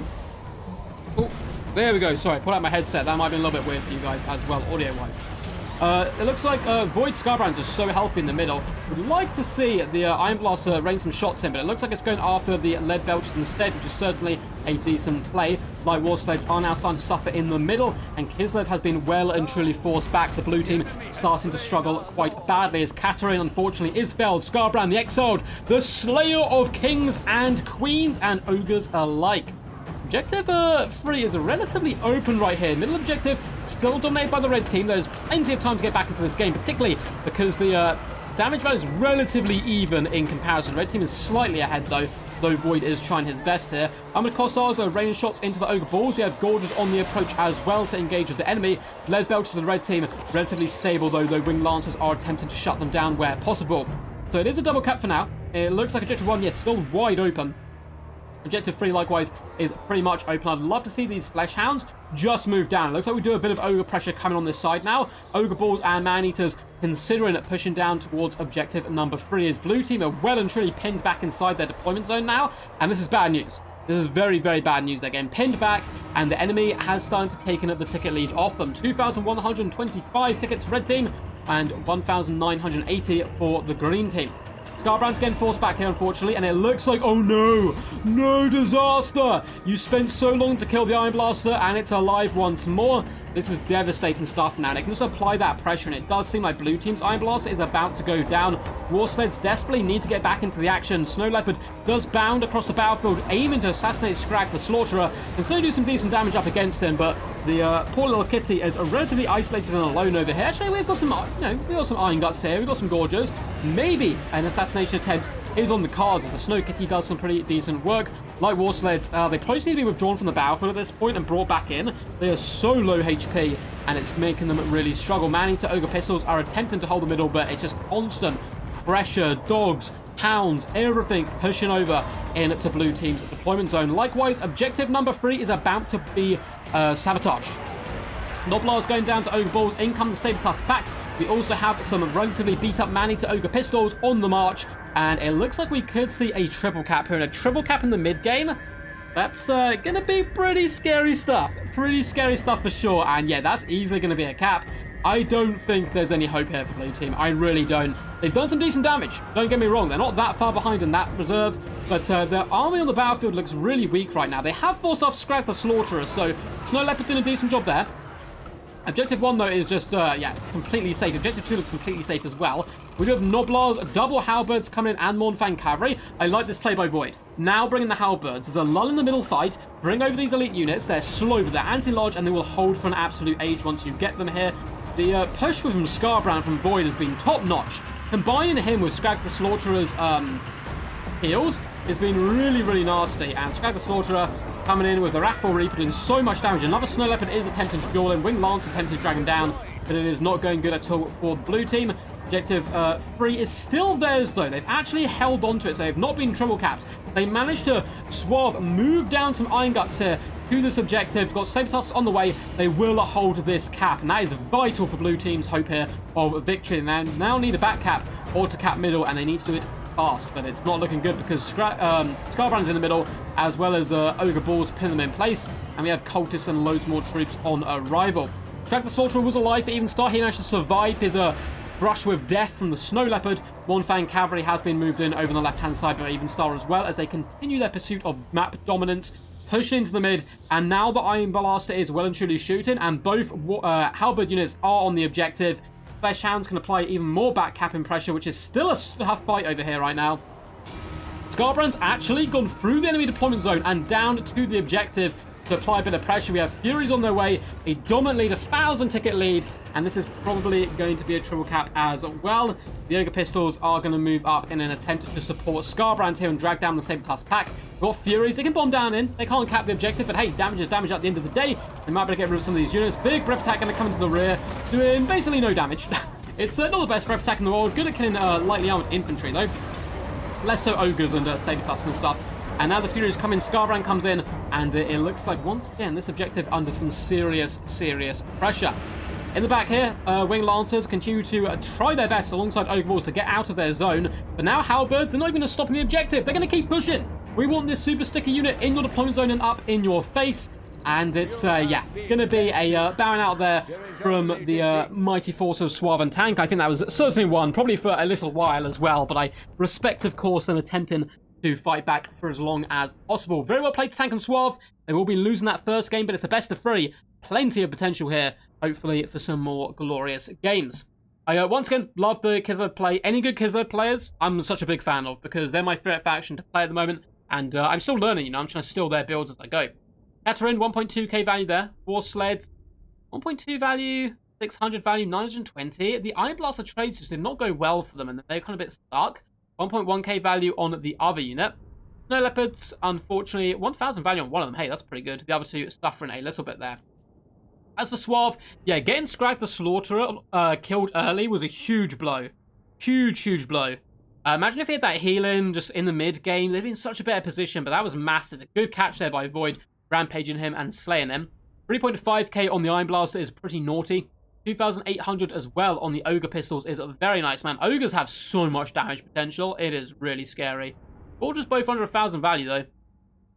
Under 1,000 value for them. The Mighty Scarborough and the Exiled, 5,374 gold value. I love him. He's so powerful. 1,440 value on the Bloodletters. I'm trying to see if they're worth it. We've seen Void bring them twice, so I'm sure they are good. They've not had the best performances yet, though. 900 in the 900s, high 900s, Cultists. And, of course, they come with the Summon, which is good. Flesh Hounds always perform amazing. 1.5k value being the standout there. Nicer Fury play as well. As for Even Star, Scrag the Sword, 1.3k value, keeping him alive. He also nearly got Scrag slaughtered, but he was able to survive. Only 1.7k on his Iron Blaster, 1.5 on the Ogre Pistols, 1.2k, and 1k on the Iron Blasters. I do like the Cavalry in the late game. It didn't really get too much of a chance to shine. Manny to Grey Weapons performed fantastic.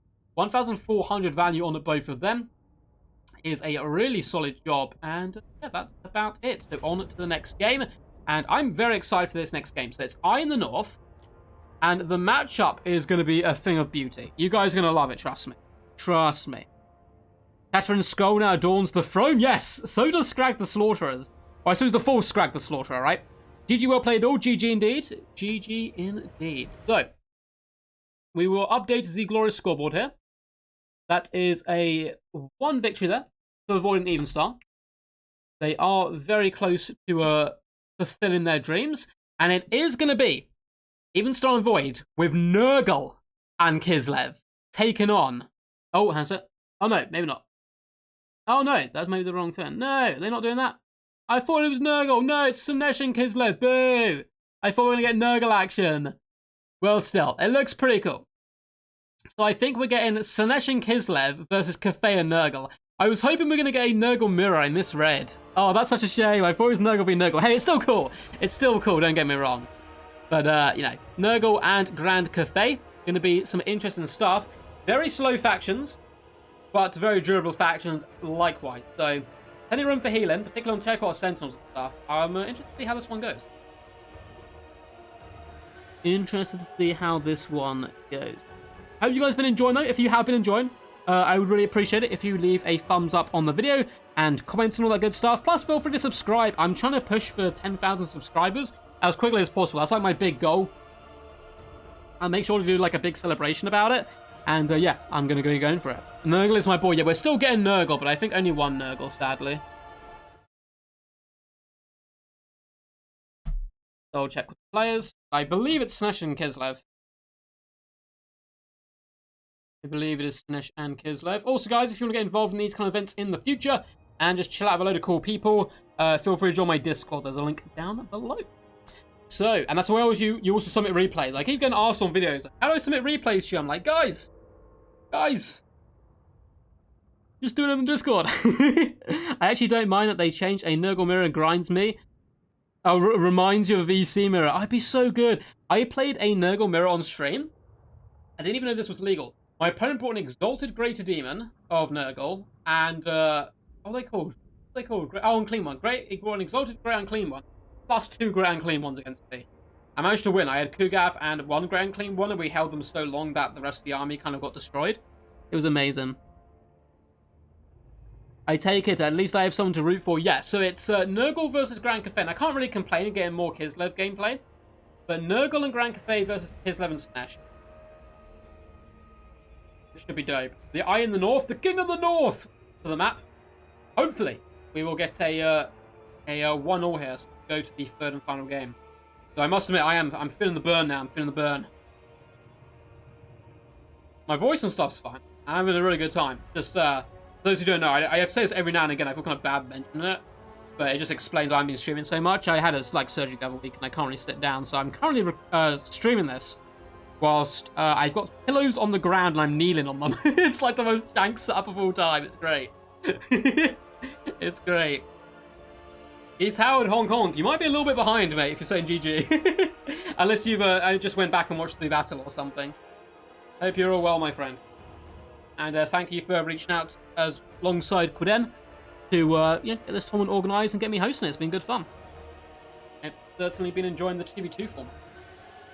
Really excited to see how 3v3 goes. Need to sort that out. Probably tomorrow I'll be reaching out to people to try and get captain.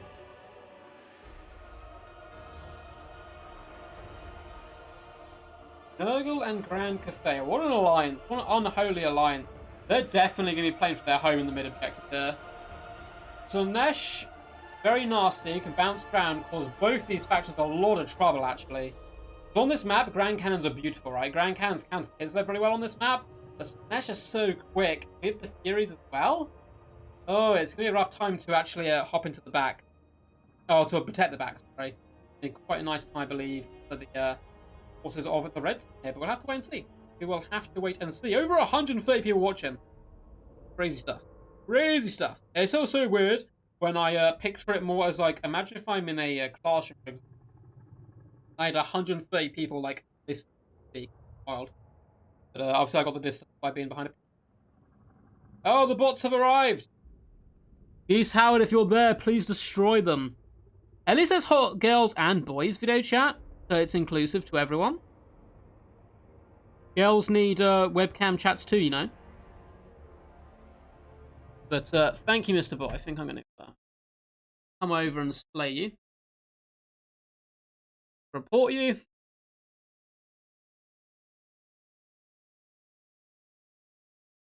There we go. And it looks like you guys think quite close. 58% to 42% think Void and Even Star will win. Certainly a scary duo. Certainly a scary duo.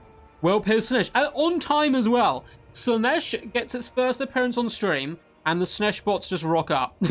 Like, straight away. They're like, hey, how's it going? We heard you like Slanesh. We heard you liked Slanesh. The red arrow fin's inventive. Like, the red arrow points towards the link.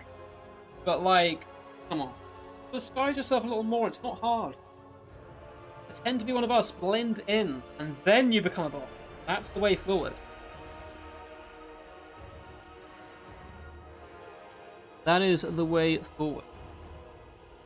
These guys obviously trying to devise plans. Might not have done this matchup before, in fairness. They've probably not played a huge amount of 2v2. The game's been out, what, just over a week now, I think? Oh, I don't even know what day it is. My god, it's Sunday, isn't it? It's a weird time, because I'm not currently working, obviously. I've been written off, so kind of just chilling. All the days merged together. They merge. The Eye in the North. Very cool map. It almost looks like they've got these like big warp gates over the map, where you can maybe teleport into the evil chaotic realm.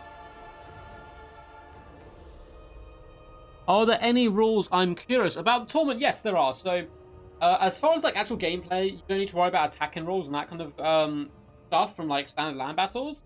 But there is a few rules to units which are considered overtuned. So you're limited to 1 Iron Blaster and 2 Void. And I believe Pendulum is also banned. Pendulum is very scary. Very, very scary indeed. And for its price, definitely open. You figured out my plan, oh no. Those two Kislev heroes making love last game has summoned Slanesh demons. Oh, a couple of games ago? Yeah. It has indeed. It has indeed. Let's have a little sip of our drink while we wait. These guys trying to come up with some mastermind stuff.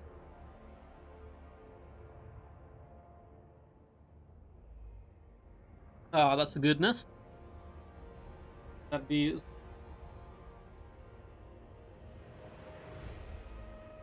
Stretch just while we wait. I know I've shown it off like a million times, but I'm so hyped I might show it off again.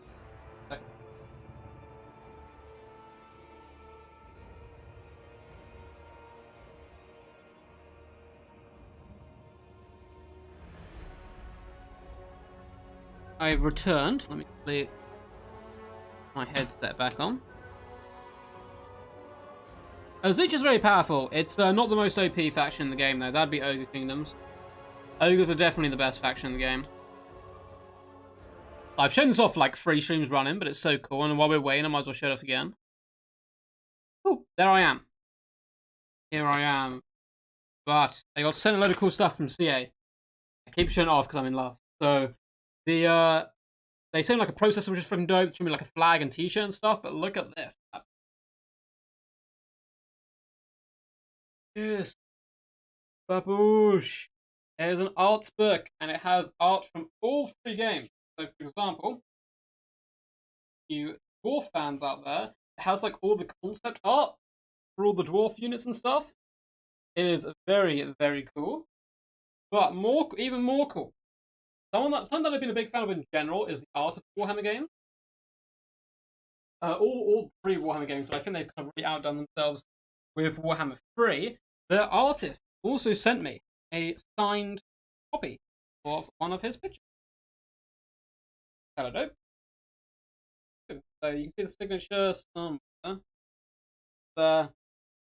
Bam, there is the picture. I don't know if you guys can see that. I know I got my webcam. So cool. So massive shout out for them for sending that and like organising that. I do need to find a frame. If anyone knows where I can get like cheap frames from, I keep looking, but frames are like just expensive. Get back into the game. Oh, looks like the players are still devising stuff. Very cool. Yeah, man, it's so dope. It's so cool. Every faction has Psych OP. I mean, you know, it gets to the point where it's like, is it OP if there's more OP stuff everywhere? Like Light War Sleds, a lot of people complained about, but I don't think they're like oppressive or anything. They're just very good. Horn have Flesh Hounds, which are incredibly powerful. I don't even know if Nurgle have anything OP. Okay. Terracor Sentinels are nasty. Terracor Sentinels are very nasty, but I think Faye does need them for that durability in the middle. Nesh has some amazing cavalry. Ogres have, like, you know, one of every type of unit OP. Gorges are amazing. Their Lord's very good. I'm Lost, disgusting. Yeah, there's a lot of scary stuff. Lynch in general are very scary for sure. It's Jon Snow. What's up, Loopy? How's it going, champ? Hope you're all good today. I have a game from you that I'm casting. Loopy. Did you face Calaharmon at some point? Send in a replay about it? Someone did. There's another like top tier player sent me in a replay against Calaharmon on my list of things to cast. Nurgle's Morse Lord is OP if there's nothing range to counter, but that's kind of the point, right? Like, it has counter. It's like very tanky, fantastic mortis, but you bring a couple of guns, you can drag it down. So, and the fact that you can bring reinforcements in, probably I wouldn't say it's OP. I'd say it's very good, like one of their best units, but I don't think I'd go as far to say it's like this overpowered thing that needs to be nerfed. Thing. There's a few things which definitely get nerfed though. Yeah, if you need to get nerfed. So Tank and Squab are ready. They're ready to rumble. They are 1-0 down. Backs against the wall. Need to strike back, and they need to strike back hard here. Up against the forces of Void and Evenstar. That's easier said than done. Void, of course, one of the most decorated players of Warhammer 2, winning a load of tournaments. And I believe Evenstar is the Warhammer World Champion, current champion, I believe. I think it was Evenstar who won. Pretty sure he did. So yeah. Hopefully they do another WWC soonish. Soonish. Not me. You've only played 2 land battles so far. Land battles are good. Land battles are fun. They're still very much like, you know, just exactly the same as like Warhammer 2 stuff, with all the pros and all the cons and stuff.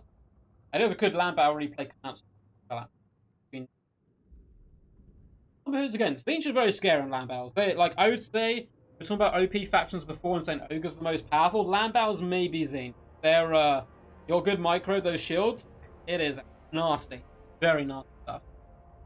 It wasn't you, Loopy. Who was it? Maybe Ronin. I think it was Ronin, maybe, versus Calaharmon.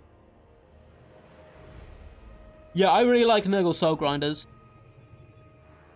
They're gooder. But again, they're good. I wouldn't call them like OP, you know? Been having success with Blood Crushers. I've seen a lot more people bringing in Blood Crushers recently. Combining them with Flesh Hounds and having good work. Still against like War Sleds and stuff.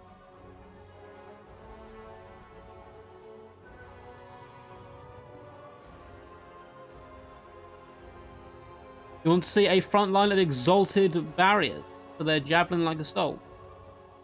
Exalted Barriers? You mean Exalted Plague Bearers for their Javelin-like assault. They remind you of Roman legionaries. Very cool stuff. I grew up playing Rome Total War. And it was a good time. A good time. There was some awesome stuff on the Rome Total War map. I don't know if you guys know this. I mean, it's so old now, I assume most people could. There's actually Amazons on that map, like Amazonian. There's like a little sub-faction hidden away. It's very cool. And I believe if you get a rebellion as well, like enough times, a big enough rebellion, it would spawn Spartacus to rebel against you. And they'd be like stronger rebels. There's a lot of awesome stuff like that. I've been tempted to make a video on kind of like little facts about Warhammer. Yeah, people have told me about the plague drones. I've seen them always underperform, but you're not the only one to mention that they're actually pretty good. When does the game start? When the players are ready. Looks like they are ready now. So it starts now. Yeah, corn dogs to like pin and mess people up, and then blood crushers to smash them. I like it. I like it a lot. You know, some games of... Oh, you had some games with ODM in Warhammer 2. Yeah, ODM's an awesome clan, man. One of my favorites. One of my favorites for show. Might contact them soon for a internal clan war or something to be live streamed. Alright. Get into position and ready to rumble. Are they ready? They are ready. They're ready for violence. Violence and glory in the name of all their gods. Hopefully. It's either that and defeat and kind of probably getting punished by the gods. They're quite fickle. They're quite fickle. It is going to be an Exalted Great Unclean one, guys. We are going to see the Exalted Great Unclean one. It's probably going to sit in the middle. It's got a lot of problems with Kislev, Little Grom, Archers, Streltsy, just obliterating it from long range. Could be very scary for sure. Thanks for answering our questions and comments. No worries. Chill to hang out with you guys. Been a good time. I love this map, man. It is so cool. They're all like, ash particles just come down are very cool, and look at this, like a big lizardmen temple like portal thingy. It's very cool. Going over top. Anything with lizardmen architecture is a win for me. I'm guessing at one point this was lizardmen territory. I guess most of the world was at one point. And some rather nasty, chaotic symbols all over the place, unfortunately, and the Black Gate. Yeah, it looks pretty cool. Some lava there as well. Lava would be quite a useful defensive position. I had a really cool game.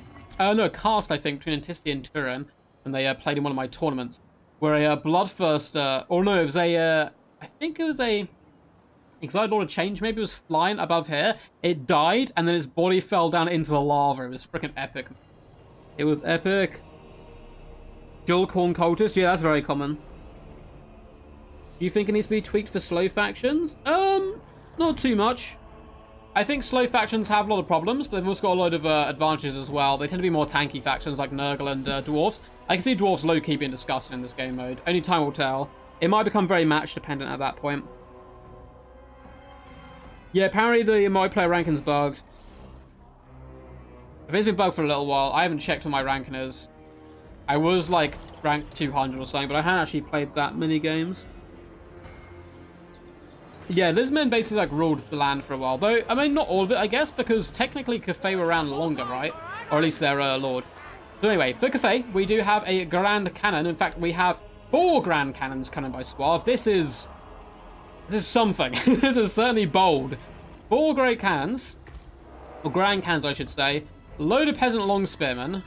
We have a Soul Grinder, an Exotic Grand Clean one, a Cultist of Nurgle, and a Dragon-Blooded Lord. Looks like more and more people going with the Dragon-Blooded Lord here. Coming in the Fire Breath Attack. What is this build?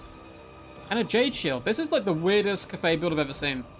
The Force of the Red Team, who are currently in a state of advantage. We have Seekers of Sinesh, a load of Marauders. We've got Fiends of Sinesh, double Fiends. Very cool stuff. More Marauders as well. and a Herald of Slaanesh coming in with the summons, the pins, and the lash. As for Kislev, we have Zargard, and Kossars here, so going for more of an elite build than we've seen from previous Kislev players. We have a Patriarch, we have Kostaltine as well, and then we have a Frost Maiden of Tempest, who's unfortunately left on foot. I think Tempest is a very underrated magic-wise. Coming in here with the Biting Wind, as well as Hailstorm. Pretty cool stuff. Pretty cool stuff indeed. And the cannons do sing, and the cannons do miss. Of course, even Star, very talented player, not going to allow his Lord to get sniped up by cannons, duking back and forth. Probably better to shoot like the Fiends of Slaanesh and other such units, and really rip and tear into them, get those points where you can. Oh, we're having a nice little perch up here on the high. And it looks like Nurgle are going to be making their move, maybe over towards the home objective or wrapping around to objective 2. The cannons continuing to sing, still going after the enemy Lord. I don't think they're going to be very successful trying to snipe her down. There is, of course, Demonettes of Slaanesh who can be sniped, and the other forces using the terrain as shot blockers. That is absolutely fine if you want to bring that many cannons. I'm going to hide from them. I don't want to fight them. Of course, eventually we'll have to come out of the hiding holes and jump on the objectives, and that's when the cannons will really sing. So it's now a debate. Do I save my ammunition, or do I just unleash hell? I would probably just unleash hell, because you've got a lot of ammunition there, and it's unlikely you're going to get through it anyway before getting shut down.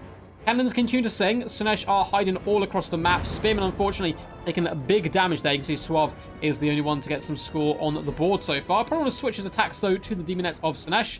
One cannon continuing poking down the Herald of Slaanesh. A good micro by Evenstar so far has meant that he's managed to dodge every single shot. And just as I say that, he gets hit directly in the face with a cannonball. So nice damage out the gate.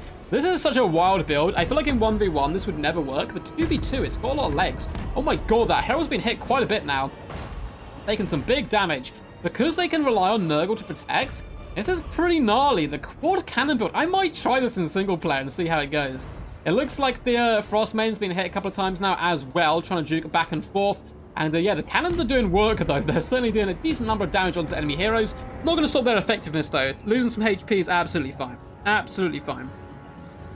The Dragon response to fortify their realm. Looks like they are trying to fortify for now. Plague Toads are pushing out here. We have Halberds as well, Peasant Long Spearmen. And it looks like Nurgle is going to sit comfortably in the middle. We have the Soul Grinder to deal with the infantry. And it looks like it's been whipping some shots over to the Tsar God, doing some lovely damage there. Really good stuff. And now that a Frost Maiden may actually get assassinated here, Cultist Slaanesh is going to be summoned here, which is an interesting choice. She is one of the weaker cultists, in my humble ducky opinion. Still very good, though, as all cultists are. Cultist on the high ground is going to be pushing towards Objective 1. We do have a Jade Warrior Halberds here, plus Plague Bearers and Nurgle, though, so they should be able to fend off the majority of enemy pushes. And the middle is definitely going to be starting to get claimed by Nurgle. The cannons, still a load of ammunition left, are going to continue to sing. It looks like the Herald has been a little bit wiser now after taking a few big hits early days.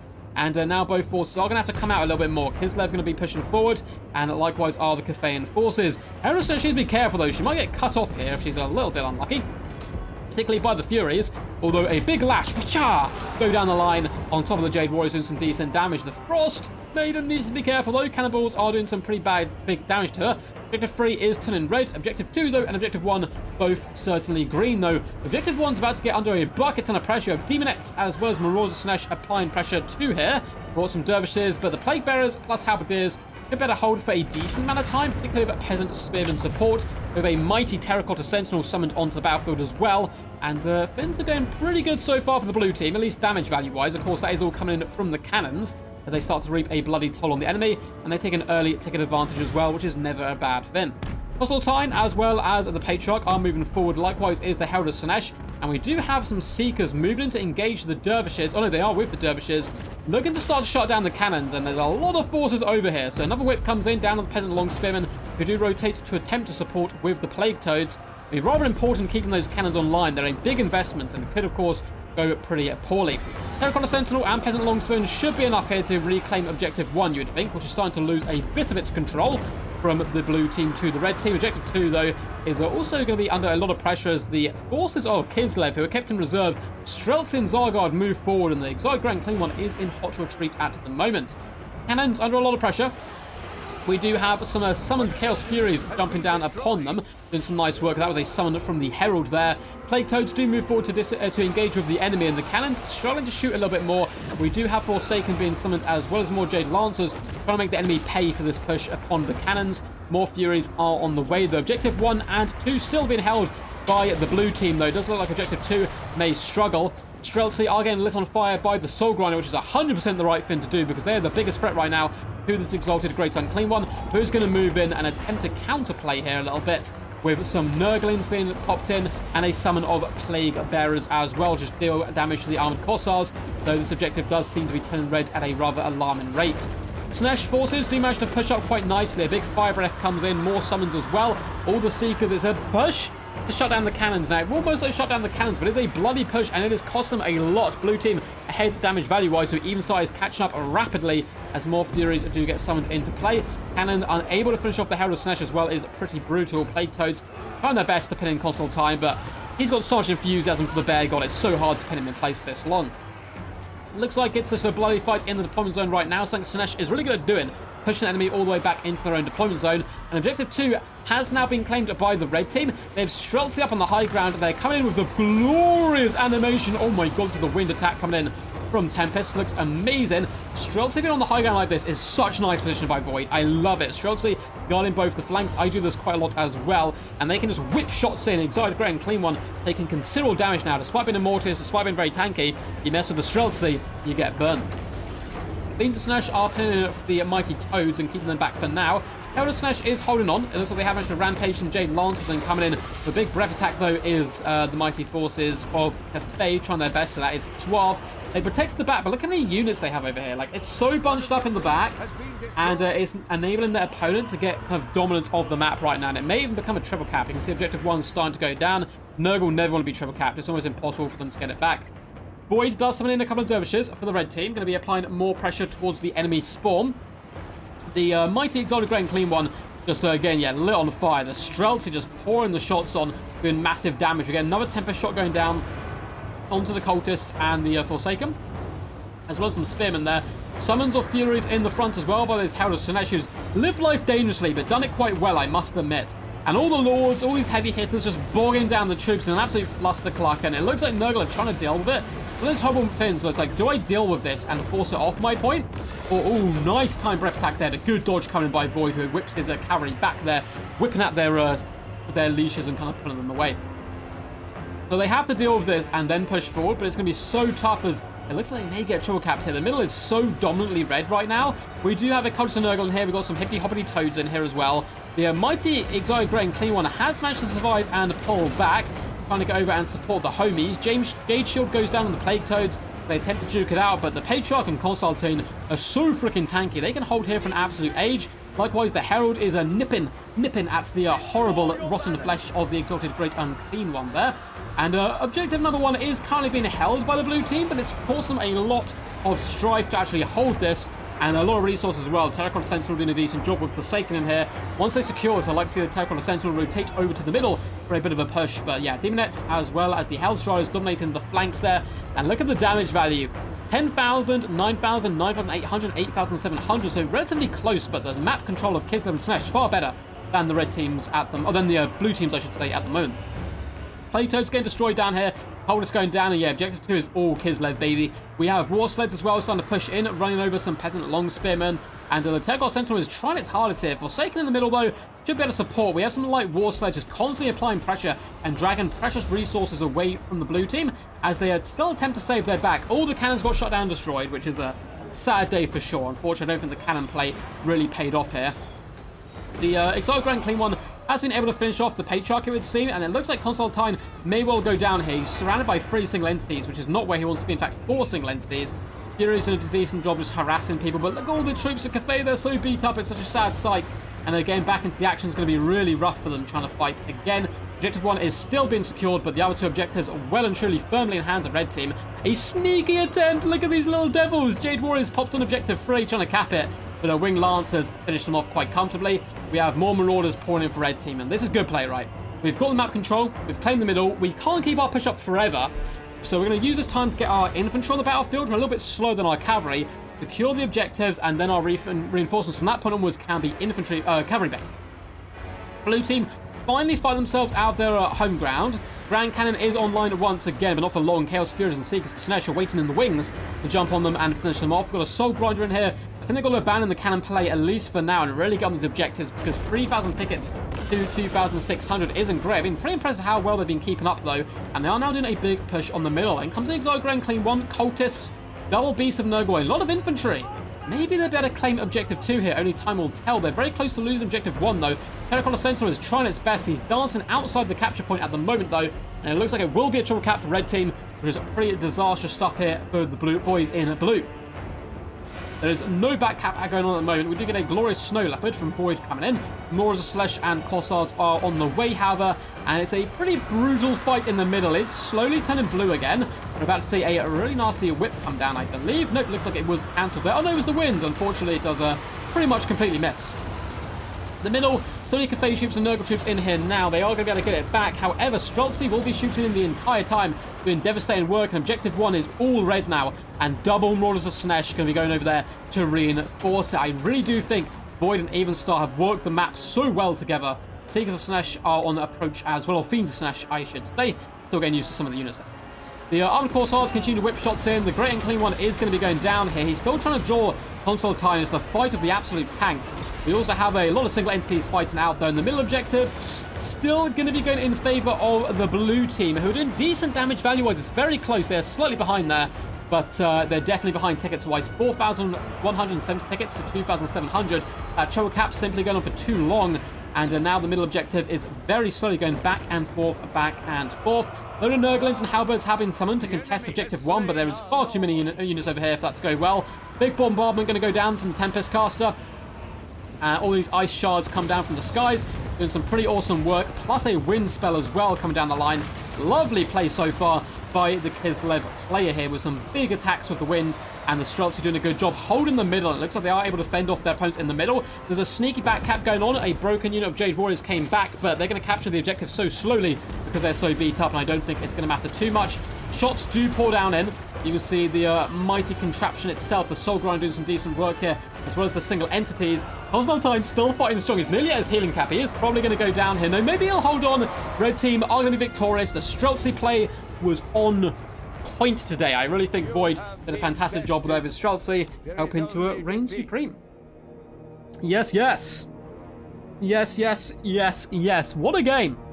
What a game. The Great Cafe Wall. It was trying to hold back the enemy with all its cannons, but alas, was not enough. Was not enough. Oh, God, we have another bot appearing. Apologies about that, guys. Let me quickly fend off the bot.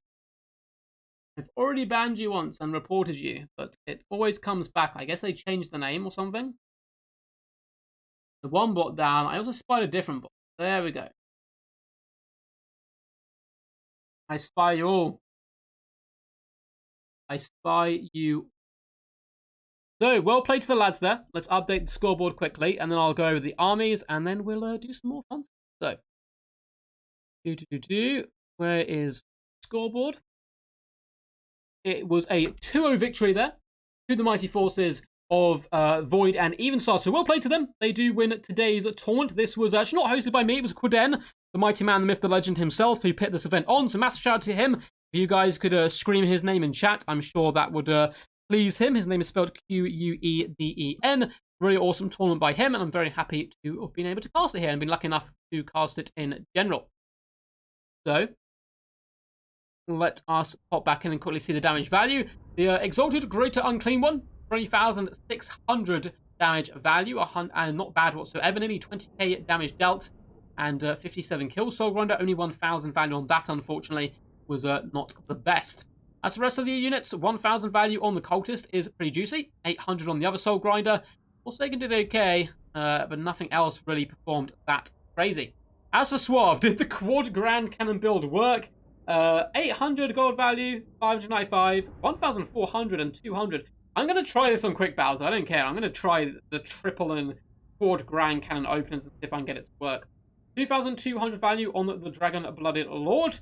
Some peasants, 1,100 value on them. Not shabby at all. Terracotta Sentinels, 1,000 value. Like Special Dragon Guard we used as well, but unfortunately overwhelmed. And the cavalry did decent, both getting 1,000 damage value on them. Unfortunately, the Iron Hell Gunners were really just quite out of position. The force of Kislev and Void, very impressive his play. 2,200 value there on Constantine. 170 kills, 1.2k value on the Frost Maiden, also nice work. Patriarch only 700 value. Also, the Zargard really struggled in the early stages. 420 and 700 value on them. 1.2 though on the Corsairs. Pretty impressive stuff. Now, the Sleds, 800 value, 600 value. Not too shabby. 2,000 value on the Streltsy. And 2.6k on the Streltsy. Oh my god. That is lovely work. That is lovely work. That is some top-tier Streltsy play, and I love to see it. Love to see it. 1,000 value on the Armored Cossars. And I think that is going to be about it. Even Star was a just menace. Just an absolute menace to deal with. 1,500 value on the Herald. Fiends, 500, 1.3k, 1k on the Seekers. So much overwhelming pressure applied. Really allowed Void to like set up his army a bit more. And get the Streltsy and other units in position. So great teamwork between these players. The colours didn't do too much. The Seekers were amazing. 1.7k value. 0.4k value. Really good stuff. Really good stuff. So very well impressed by the players there. Yes, yes. Cathay lost every game. Confirms need buff. Cathay can be good. They are definitely one of the weaker factions in the game. But, you know, they still can do pretty decent. I've seen them win multiple times. And we did have a few Cathay wins earlier in the tournament. But obviously, this was just the semi-finals and finals. So GG's, well played to everyone. If you guys would like to still see some glorious Warhammer footage into the future, let me quickly find a stream for us to go to, and I'll drop my latest video for those who want more ducky action. So if you still want to continue watching more duck-based stuff, here is a link to my latest video. Feel free to go check that out. If you want to carry on a live stream binge, let's go find a Warhammer 3 cast and we will go raid them. What I need you guys to do is pop over there and just start yelling quack, demand bread, because well, they have it, trust me. Everyone has bread hidden somewhere. They just don't want to give it to her. So we'll try and see if any other Warhammer streamers are streaming. It does look like a few are streaming. Let us pick one. Let's go to Mercy the Mad. Did do some multiplayer with him in early access and so forth. I believe he's doing some Nurgle action right now. Let me send you over to him. And he's a really nice nice guy. So please do pop over there. Just yell quack at him and ask for bread because he has it hidden. Hope you guys enjoyed. It was a really good, fun stream all round. And thank you guys for being chill and awesome as always. And until next time, peace. And as always, stay awesome.